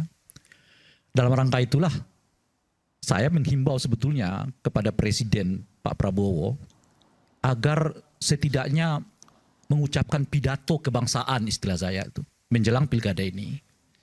Yang poinnya sebetulnya dua, bayangan saya ya. Beliau mengatakan bahwa sama-sama mensukseskan pilkada, kira-kira gitu ya. Besok sama-sama datanglah ke TPS, pergunakan hak pilihmu macam-macam dan sebagainya. Poin yang kedua, mengingatkan kepada semua lembaga negara yang khususnya di bawah kewenangan beliau agar benar-benar bersikap dan berlaku adil. Netral. Apakah itu kepolisiannya, apakah itu TNI-nya, apakah itu kejaksaannya, apakah itu ASN-nya. Bahkan jika penting, beliau mengatakan, saya tidak segan-segan loh, sesuai dengan putusan Mahkamah Konstitusi, untuk mempidanakan mereka yang nggak netral. Ini semua kan institusi yang berada di bawah kekuasaan beliau. Sebagai kepala negara. Sebagai kepala negara. Oke. Nah yang ketiga, tunggu dulu. Yang ketiga menurut saya, beliau juga bisa mengatakan, jangan sampai ada yang mengkapitalisasi dirinya sebagai presiden demi kepentingan elektoral. Meskipun beliau ketua partai dan tanda tangan. Kenapa? Karena saya ini presiden Republik Indonesia, bukan presidennya orang partai. Gitu. Siapapun nanti yang terpilih di daerah itu adalah ya apa namanya itu bagian dari yang kerjasama dengan saya. Sehingga dengan begitu beliau mengatakan, saya tidak melihat dari mana dia berasal, partai mana berasal, macam-macam, silakan berkampanye, jangan bawa, sebab akan sangat merugikan. Merugikan apa? Kalau ada paslon yang mengatakan, misalnya nih, saya didukung oleh Pak Prabowo, kalau nanti Pak Prabowo kita menang, urusan ke pusat akan mudah. Itu kan sama mengatakan kalau yang menang di luar dirinya, bisa mengatakan juga saya bukan dipilih oleh Pak Prabowo, dengan sendirinya program-program Pak Prabowo tidak mengikat saya. Itu bagaimana nantinya kepada Pak Prabowo? Sayangnya himbauan ini kita ingatkan kemarin sebetulnya, kita sampaikan melalui satu diskusi di ruang publik. Saya kira 2-3 jam setelah itu beredar surat dari Pak Prabowo, katanya begitu, benar atau tidak itu, yang meminta salah satu daerah untuk memilih calon pemimpin yang beliau katakan dekat dengan beliau. Saya merasa agak, sayang sekali ya. Saat di mana mestinya Pak Prabowo meneguhkan bahwa ia Presiden Republik Indonesia, Presiden bagi seluruh rakyat Indonesia, Presiden bagi seluruh kepala daerah di Indonesia. Tapi tiba-tiba mengeluarkan surat itu. Oke. Mungkin Itu menurut saya bisa tambahkan sebentar. disayangkan. Tunggu dulu Bung Adian. Kenapa gitu? Karena yang saya sebutkan itu tadi. Kalau yang terpilih nantinya adalah orang yang tidak di-endorse, tidak dipilih oleh katakanlah Pak Prabowo. Lalu ia akan mengatakan, mohon maaf Pak Prabowo, saya tidak dipilih oleh Anda dan tidak di-endorse oleh Anda. Oleh karena itu saya juga merasa bahwa ya kan saya tidak memiliki semacam kewajiban moral politik untuk memastikan program-program Pak Presiden berlangsung di daerah. Apa yang mau dikatakan? Pertanyaannya adalah apakah pandangan-pandangan yang seperti ini tidak diberikan kepada Pak Prabowo? Sebab ini kepentingan 5 tahun Pak Prabowo. Beliau berkepentingan semua kepala-kepala daerah itu satu langkah dengan beliau. Tapi kalau beliau sendiri berpihak kepada kelompok-kelompok tertentu, yang lain dengan sendirinya merasa bukan bagian dari Pak Prabowo. Apa yang seperti ini tidak diberikan pandangan oleh mereka yang berada di sekitar Pak Prabowo? Lebih dari itu, lagi-lagi kalau kita ke poin yang tadi. Pak Prabowo mengapa tidak muncul juga sebagai teladan bagi bangsa ini? Itu lagi-lagi. Nah, oleh karena itu tercetus dalam pikiran saya. Mungkin ke depan sebaiknya semua presiden Republik di Indonesia itu, kalau ia sudah dilantik jadi presiden Republik Indonesia, saat yang bersamaan dia tidak boleh menjabat jabatan apapun di luar jabatannya sebagai presiden Republik Indonesia. Oke. Bisa tambahkan sedikit. Oke, sedikit. Dan saya mau tanyakan juga. Ada yang menarik tadi. Silakan. Begini. Coba deh, siapa? Pak siapa? Ari Junaidi. Ari Junaidi. Kalau punya duit, survei deh. Institusi mana yang paling netral? Feeling saya, rakyat berbondong-bondong jawab TNI loh. Nah ini ketika itu betul, oke, terjadi kenapa? Karena institusi-institusi lain yang harusnya ikut netral tidak netral. Artinya berikutnya jangan kaget ketika kemudian rakyatlah yang meminta militer kembali masuk pada wilayah-wilayah sipil. Karena ini situasinya. Dan artinya kita gagal untuk kemudian memperjuangkan amanat reformasi 26 tahun yang lalu. Nah kenapa ya? Saya punya kekhawatiran kayaknya kita sedang berjalan ke situ. Lalu kalau itu terjadi, orang tanya sama saya, terus sikap lu bagaimana Yan? Ya kalau itu kehendak rakyat mau bagaimana? Itu loh. Coba disurvei. Di sosial media itu banyak sekali. Kepala desa menurut cerita di mana-mana tidak netral. Katanya oknum-oknum polisi, kata lo saking banyaknya jadi oknum nggak tuh kira-kira seperti itu. Katanya tidak netral. Semua tidak. Yang netral siapa? Coba survei. TNI bos. Lalu itu menjadi justifikasi, ya sudah TNI yang jaga TPS. Biar semua netral. Lalu menjadi justifikasi, ya sudah TNI jadi kepala desa. Pasti lebih netral. Ya sudah. Kalau itu terjadi bagaimana? Nah, tapi ketika itu terjadi, oke, itu bukan salah Adian. Itu bukan salah kita semua. Memang sejarah berproses ke arah sana. Mau bagaimana? Oke. Ya, ini refleksi yang dalam ya. Termasuk juga tadi disampaikan oleh Bung Ray Rangkuti. Terkait dengan misalnya ada kepala daerah yang kemudian tidak didukung oleh presiden. Lalu kemudian dia menang. Maka akan jadi masalah. Mungkinkah seperti itu? Tadi kan di prolog saya udah jelaskan, mungkin Bang Rey juga kan telat juga kan datangnya, jadi nggak mendengar apa yang saya katakan. Bahwa kita bicara kepatutan lagi, bicara norma, bicara etika, semua itu termaktub dalam konstitusi. Ruhnya daripada konstitusi, ruhnya daripada undang-undang itu etika, moral, kepatutan. Makanya diundang itu seluruh elemen-elemen dari akademisi, seluruh penggiat penggiat aktivis-aktivis dan lain sebagainya untuk memberikan ruh kepada undang-undang tersebut. Nah, sekarang undang-undangnya sudah terbentuk. Yang membentuk undang-undang itu dan mengesahkan itu juga, ya kan, orang-orang yang ada di sini-sini juga gitu loh. Ada PDIP, ada partai-partai lain juga yang ada di situ. Jadi kalau Bang Rey mengatakan kita semua ini salah, undang-undangnya salah, ya kita semua salah. Cuman Pak Prabowo ini cuman patuh dan taat sama konstitusi yang ada aja. Kalau memang itu nanti di kemudian hari memang kita harus merevisi, ya presiden tidak boleh menjabat sebagai ketua umum parpol, beliau pasti akan taat dengan itu. Case close. Tapi aturan yang sekarang tidak seperti itu. Dan praktik kampanye, praktik ketatanegaraan kita selama ini, ya, yang dijalankan kemarin oleh lawan-lawan politik Pak Prabowo, seperti itu juga. Jadi ini no issue, nggak ada hal lain yang mau kita perdebatkan tentang masalah ini. Analogi-analogi itu kan cuma untuk menggelitik kita saja. Kaki di atas meja boleh atau enggak itu segala macam. Tapi artinya apa? Kalau memang butuh perbaikan, kita siap. Ubah undang-undangnya. Ubah undang-undang. Kita siap, kita bareng-bareng. Oke. Nah, itu sama dengan mengatakan begini. Apakah Pak Prabowo ada aturan yang mengatakan beliau tidak boleh mundur dari ketua partai? Nggak ada. Nggak ada juga. Artinya kan terbuka. Mau mundur atau tidak. Lalu yang memutuskan mundur atau tidak itu apa? Etik itu. Etik seorang Rengkuti tidak sama dengan etik yang ada di undang-undang pemilu. Itu masalahnya. Itu sama dengan tafsirmu terhadap pasal. Nggak bisa beda tafsir saya juga terhadap pasal. Tidak bisa. Kalau ingin mengacu kepada Anda harus challenge itu, ya kan? Ubah itu undang-undang, gagalkan itu pasalnya. Itu makanya. Itu yang harus Anda lakukan. Itu makanya saya katakan ada nggak etik yang di kepala Rengkuti, ya, mengenai masalah itu. Ya kan? Etik itu tidak selalu harus identik dengan undang-undang, brother. Sama seperti sebenarnya jangan Bang Adian, Anda itu pembentuk undang-undang loh. Itu di semester Anda itu juga Anda itu ya. Sama seperti contoh ya kan undang-undang pemilu tersebut. Sama seperti contoh. Bung Adian, saya mau masuk ke logika dia.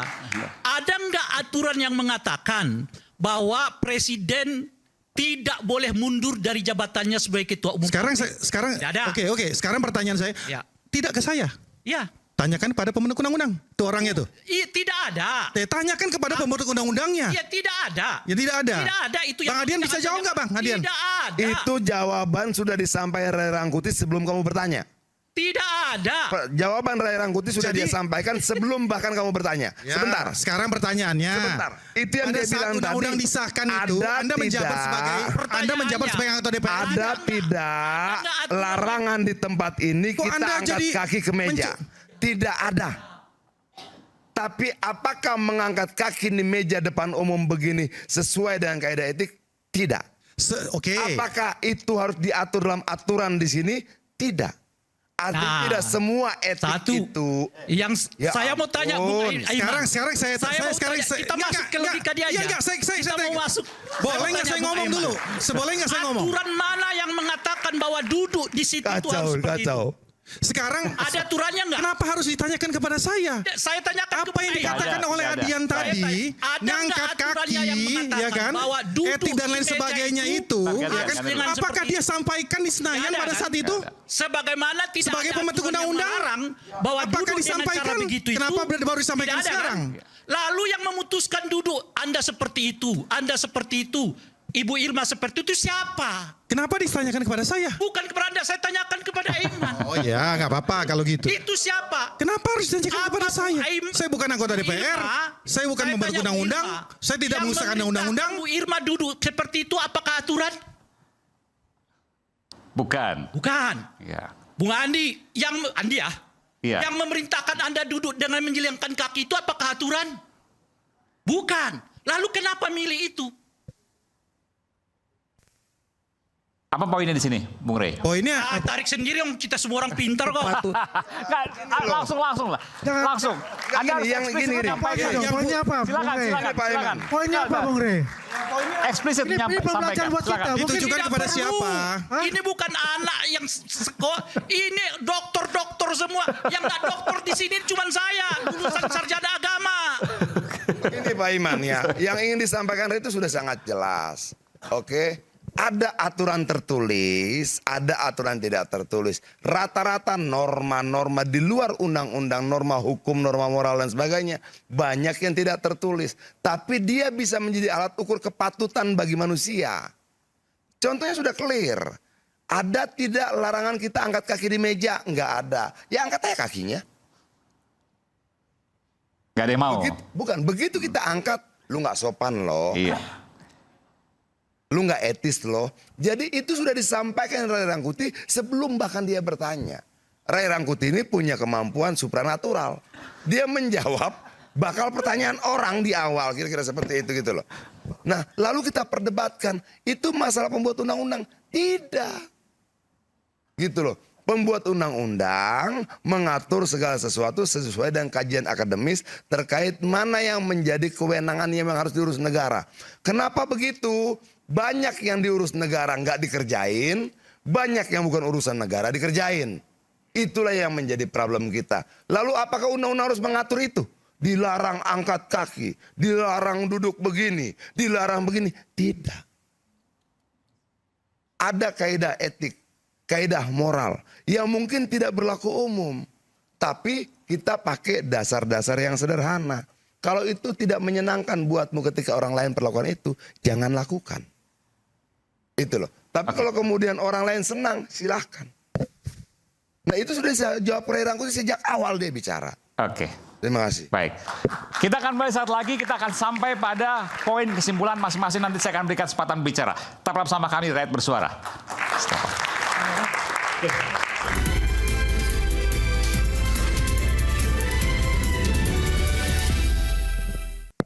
Itulah yang menjadi acuan kita. Dan itulah semoga saja juga menjadi pilihan bagi teman-teman lainnya. Tapi kalau ingin ngayal bareng ada Disneyland di Pulau Seribu, ya silahkan dukung Ridwan Kamil. Tapi kalau mengayal bareng. Tapi kalau masih sedekah pada warga Jakarta yang tidak berdaya, yang butuh bantuan pemerintah, maka kita sama-sama bekerja sama dengan memilih Pramdul. Ya. Itu yang pertama. Yang kedua, ini juga kalau untuk saya, semoga saja Pramdul itu menang agar menjadi pembelajaran kepada elit-elit partai lainnya bahwa jangan lagi lakukan sebuah pemufakatan jahat untuk membegal orang lain. Jangan lagi lakukan. Jadi menjadi pelajaran dan luka demokrasi kita semoga bisa tersembuhkan. Baik. Terima kasih. Baik, terima kasih. Tapi ingat tangan. Silakan, Bung Andi. Ya, terima kasih, Pak Iman. Saya menghimbau kepada seluruh penduduk Indonesia, besok kita ini tanggal 27 November adalah memilih calon pemimpin kita di daerah-daerah. Pilihlah yang sesuai dengan hati nurani, yang juga yang nantinya pembangunan akan berkesinambungan. Dan kalau kita melihat apa yang telah digambarkan dalam perdebatan kita ini, dan juga itu adalah gambaran bahwa kita cinta kepada tanah air kita ini. Dan jangan lupa besok berbondong-bondong ke TPS untuk bersama-sama mencoblos sesuai hati nurani dan yang dipilih oleh Jokowi. Jangan boleh dong. Ya. Tadi kan sudah dibahas oleh ya kan? Masalah itu. Kampanye di masa tenang. Nggak boleh. Nggak, ini buat saya. Tapi ini kan terbuka. Ini buat saya. Kalau saya ya jelas untuk itu. Walaupun mau KTP-nya mau KTP Jawa Barat, mau KTP Solo, saya akan pilih, kan gitu. Jadi terima kasih Kang Aiman ya yang telah memberikan waktu kepada kita semua untuk bisa hadir di sini. Yang jelas kita semua anak bangsa ini bersatu untuk Indonesia ke depan menyongsong Indonesia Emas 2045. Merdeka. Oke, baik. Bung Ari Junaidi, tadi ada survei yang ingin disampaikan, silakan. Tapi bukan survei untuk menaikkan atau menurunkan calon-calon tertentu ya, silakan. Ya, ternyata 27 November besok ini kepala daerah yang menang adalah kepala daerah yang didukung, di-endorse oleh rakyat. Saya melakukan survei di banyak daerah. Bukan di-endorse oleh tokoh-tokoh, siapapun itu. Kecuali ya yang di-endorse oleh tokoh-tokoh tertentu ya. Misalkan Pak Anies Baswedan, Pak Prabowo ya punya pengaruh elektoral gitu ya.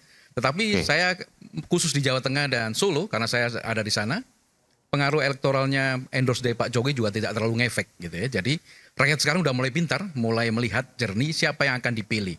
Dan saya hingga ke survei ke Bovendigul di Papua. Ya di Papua, itu juga menunjukkan bahwa yang dirindukan oleh rakyat itu adalah pemimpin yang memang bisa mendengar rakyat dan mereka bisa belajar dari 10 tahun kemarin gitu ya. Siapa pemimpin yang memang benar-benar bekerja dan mana yang pura-pura bekerja. Sumber informasi dari mana kalau di Bovendigul itu? Bovendigul karena saya turun langsung. Iya. Sumber informasi mereka dari mana? Dari rakyat, karena mereka dari tetangga misalnya atau apa misalnya? Karena sebagian besar di Bovendigul ada transmigran, ada warga penduduk asli. Media sosial juga mungkin? Mereka tidak terpancar di media sosial di Bovendigul tidak begitu besar. Oke. Tapi mereka kepala suku yang menjadi informasinya. Dan mereka menganggap bahwa ke depan ini di 27 November ini menjadi penentu bahwa kemenangan itu betul ditentukan oleh rakyat. Dan saya melihat Solo gitu ya, karena saya intens di Solo dari 1, 2, 3 survei gitu ya, bisa melihat bahwa ternyata tidak pengaruh besar juga pengaruh dari Pak Jokowi di Solo. Dan di Jawa Tengah nanti akan kita bisa lihat gitu siapa pemenangnya, tentu yang akan didukung oleh rakyat sebagian besar di Jawa Tengah. Oke, baik. Bung Hendar Sam silakan.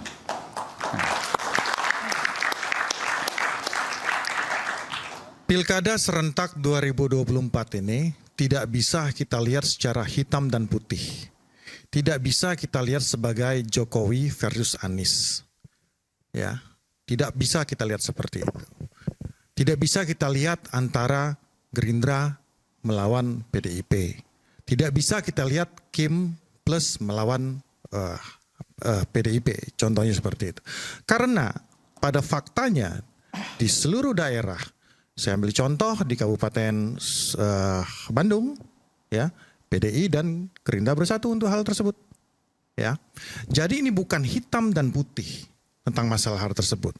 Kita tidak boleh ya teracuni, terpropaganda oleh pikiran-pikiran seperti ini. Ini bukan tentang Pak Jokowi, ini bukan tentang Pak Prabowo, ini bukan tentang Bu Mega, tapi ini tentang persatuan bangsa dan bagaimana kita bisa dewasa dalam berpolitik. Bahwasanya pada saat dulu bagaimana PDIP dan Anies sangat keras dan seperti minyak dan air, toh bersatu juga, ya kan? Ini sebagai tidak dibegal PDIP, Bos. Iya, nggak apa-apa, nanti saya ngomong dulu. Ya, itu saja ini hitam putih, ya, Anies dibegal gitu loh. Ya, Mas, artinya kan ada perasaan bukan ideologi yang ada di situ, cuma perasaan tidak puas saja kan gitu. Nah, tapi artinya apa? Saya ambil positifnya. Ini adalah dinamika yang terjadi, ya kan? Saya tidak mengatakan itu hal yang salah. Bahwa masyarakat kita akan terdewasakan dengan hal tersebut. Tidak boleh polarisasi itu kembali terjadi, hitam dan putih, Anies dan PDI itu berseberangan, EPI dan PDIP itu berseberangan. Tidak seperti itu. Karena di kemudian hari hal tersebut bisa saja terjadi. Bersatu. Ini penting sekali buat masyarakat supaya jangan ada aktor-aktor politik yang berusaha mempolarisasi hal tersebut. Nah, itu yang pertama. Yang kedua, kita harus tarik simpul kalau ke depannya nanti, ya, semua elit-elit ini, ya kan, yang bisa mempunyai benang merah persatuan itu ada di Pak Prabowo sebenarnya. Karena apa? Beliau dekat dengan Bu Mega, no issue dengan PDIP, beliau pernah mengendorse dan berjuang bersama-sama dengan Anies, beliau juga pernah berjuang bersama-sama dengan FPI, ya kan? Insya Allah beliau akan menjadi perekat dari semua ini. Nah, jadi artinya apa? Terlepas daripada masalah dukung-mendukung, kita harus pisahkan masalah itu. Tapi pada satu fase setelah pilkada ini selesai, semua harus bersatu. Semua harus sepakat bahwa benar-benar 2045 Indonesia Emas itu akan terwujud. Insya Allah semuanya. Amin. Asal optimis. Oke. Terima kasih. Bung Adian, silakan Bung Adian. Ya. Penting ya. Tadi saya ngebaca ada yang ngirimkan di sosial media di WhatsApp itu. Pakai ini. Ya, lalu saya cari datanya, saya baca tadi ada. Apa yang ditulis? Besok itu Jokowi nggak nyoblos RK karena dia di Jawa Tengah.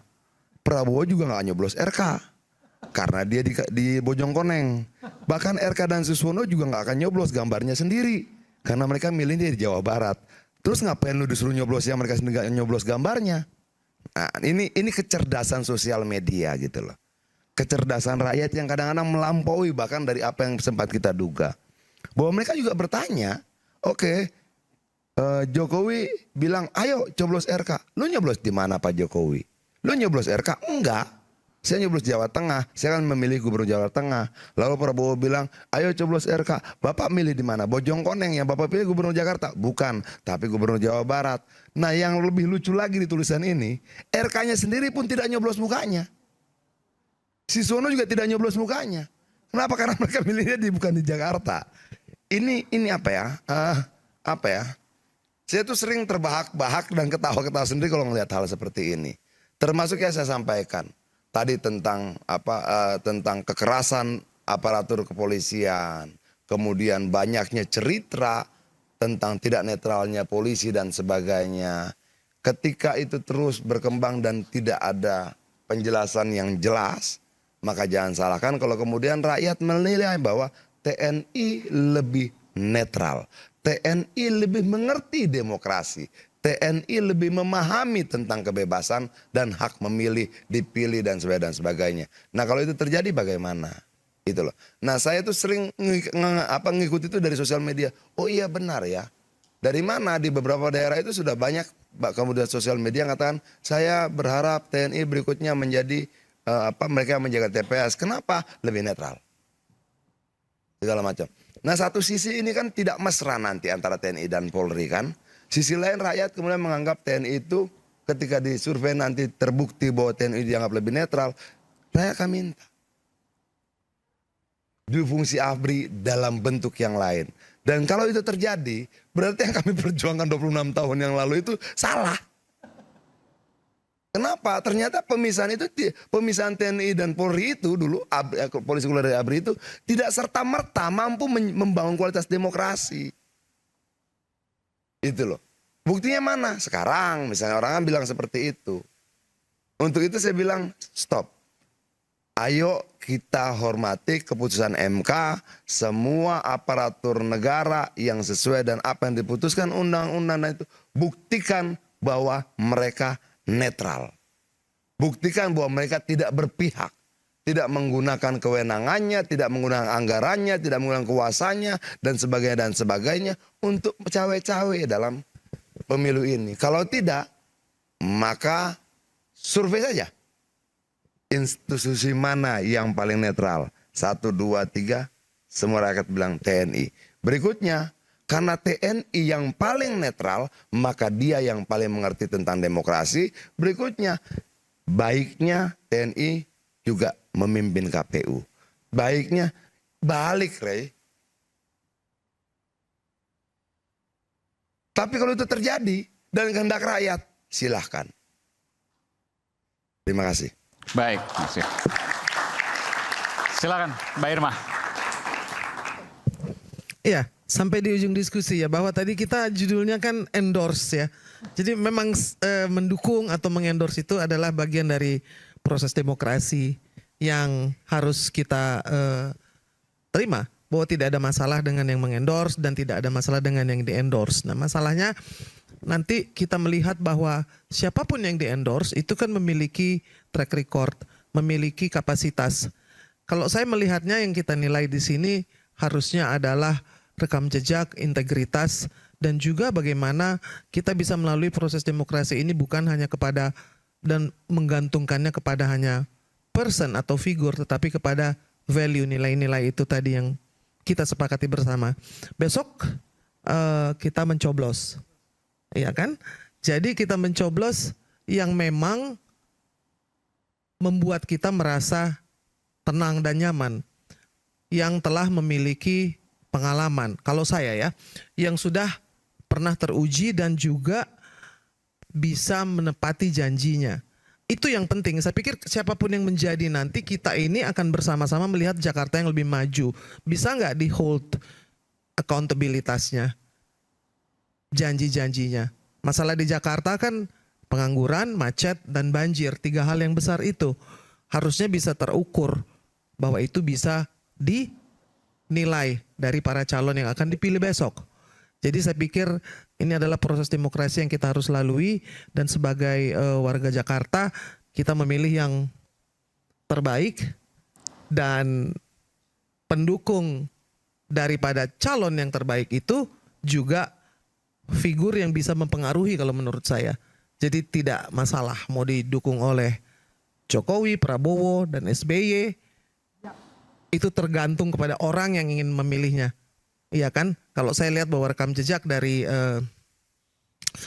Ridwan Kamil sudah teruji, dan saya pikir besok kita akan menuju kepada bilik dan hati kita yang akan membimbing siapa yang kira-kira patut tadi kepatutan menjadi pemimpin. Terima kasih. Terakhir silakan. Saya kepada seluruh warga negara Indonesia yang akan menggunakan hak pilihnya besok, saya cuma mau menyampaikan satu: semua jenis politik uang tolak. Biasanya malam-malam ini sampai pagi ini marak ya. Udah waktu-waktu rawan ini ya kan. Semua jenis bentuk dari yang kita bisa sebut sebagai upaya membeli suara, tolak. Kalau ada istilah terima uangnya tapi lupakan apa yang diarahkan? Kenali orang yang menawarkan uang, lalu pastikan di TPS dia tidak dipilih. Tapi terima? Tidak diterima. Oke, jangan terima itu. Iya, kenali jangan orang terima. yang kenalilah orang yang menjanjikan uang, lalu pastikan di TPS dia tidak ada pilih. Itu pertama. Semua jenis praktek politik uang Anda harus tolak. Yang kedua, betul, kita harus menciptakan sebuah pilkada yang nyaman bagi semua orang. Orang datang ke TPS itu dengan riang gembira. Dan oleh karena itu segala bentuk intimidasi terhadap fisik maupun psikologi pemilih harus dihindarkan. Makanya sebetulnya dalam kategori yang disebut dengan pemilu demokratik itu, aparat keamanan itu ada aturannya. Misalnya apa? Misalnya nggak boleh tuh 10 meter dari TPS, 20 meter dari TPS. Semua aparat keamanan? Iya. TNI, Polri? Negara-negara yang baru menyelesaikan transisi demokrasinya, itu baju seragam itu psikologik tuh terhadap mereka datang ke TPS. Kan kita punya pengalaman dulu dengan TNI kan. Kita punya. Jadi melihat seragam-seragam begitu itu bisa berimpak psikologik kepada pemilih. Makanya diatur itu. Nggak boleh terlalu dekat dengan TPS, aparat keamanan itu. Nah ini perlu kita sampaikan. Tadi Bung Adian berulang-ulang mengatakan itu. Dan saya kira itu bukan isu yang baru. Di Pilpres juga kita dengar suasananya sudah seperti itu. Oleh karena itu, polisi harus tampil ke depan untuk memastikan seluruh psikologi pemilih berada dalam kondisi yang benar-benar tenang, senang, objektif untuk memastikan suara mereka di TPS yang akan datang. Jadi bukan sebaliknya. Polisi menjadi sesuatu yang menakutkan, bukan.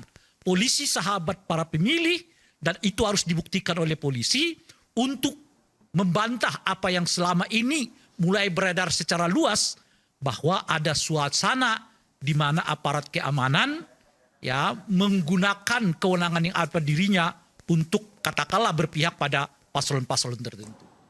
Ini tantangan. Kalau tidak, ya kan, Pak Sigit, Anda akan dikenang loh ya sebagai Kapolri yang dilihat oleh orang di mana polisinya justru jadi masalah di dalam perhelatan pileg kita, perhelatan pilpres kita, perhelatan pilkada kita. Kita sudah berhasil 27 tahun ya membuat polisi lembaga yang independen. Bahkan berada di bawah presiden yang TNI sendiri tidak dapat keistimewaan itu. Jangan Anda rusak sendiri. Pelihara amanah ini sebaik-baiknya, berdiri netral, berdiri independen, bahwa Anda adalah pelayan rakyat, bukan pelayan kekuasaan. Terima kasih. Baik, terima kasih. Dan persaingan adalah sebuah keniscayaan dalam kehidupan. Tapi jalan yang dipilih menjadikannya warisan di masa depan. Apakah buahnya manis atau bakal busuk? Kelak mereka di masa nanti yang akan menilainya. Karena hidup bukanlah hari ini, tapi ke depan dan masa setelahnya. Saya Aiman Wicaksono. Sampai jumpa di Rakyat Bersuara berikutnya. Terima kasih.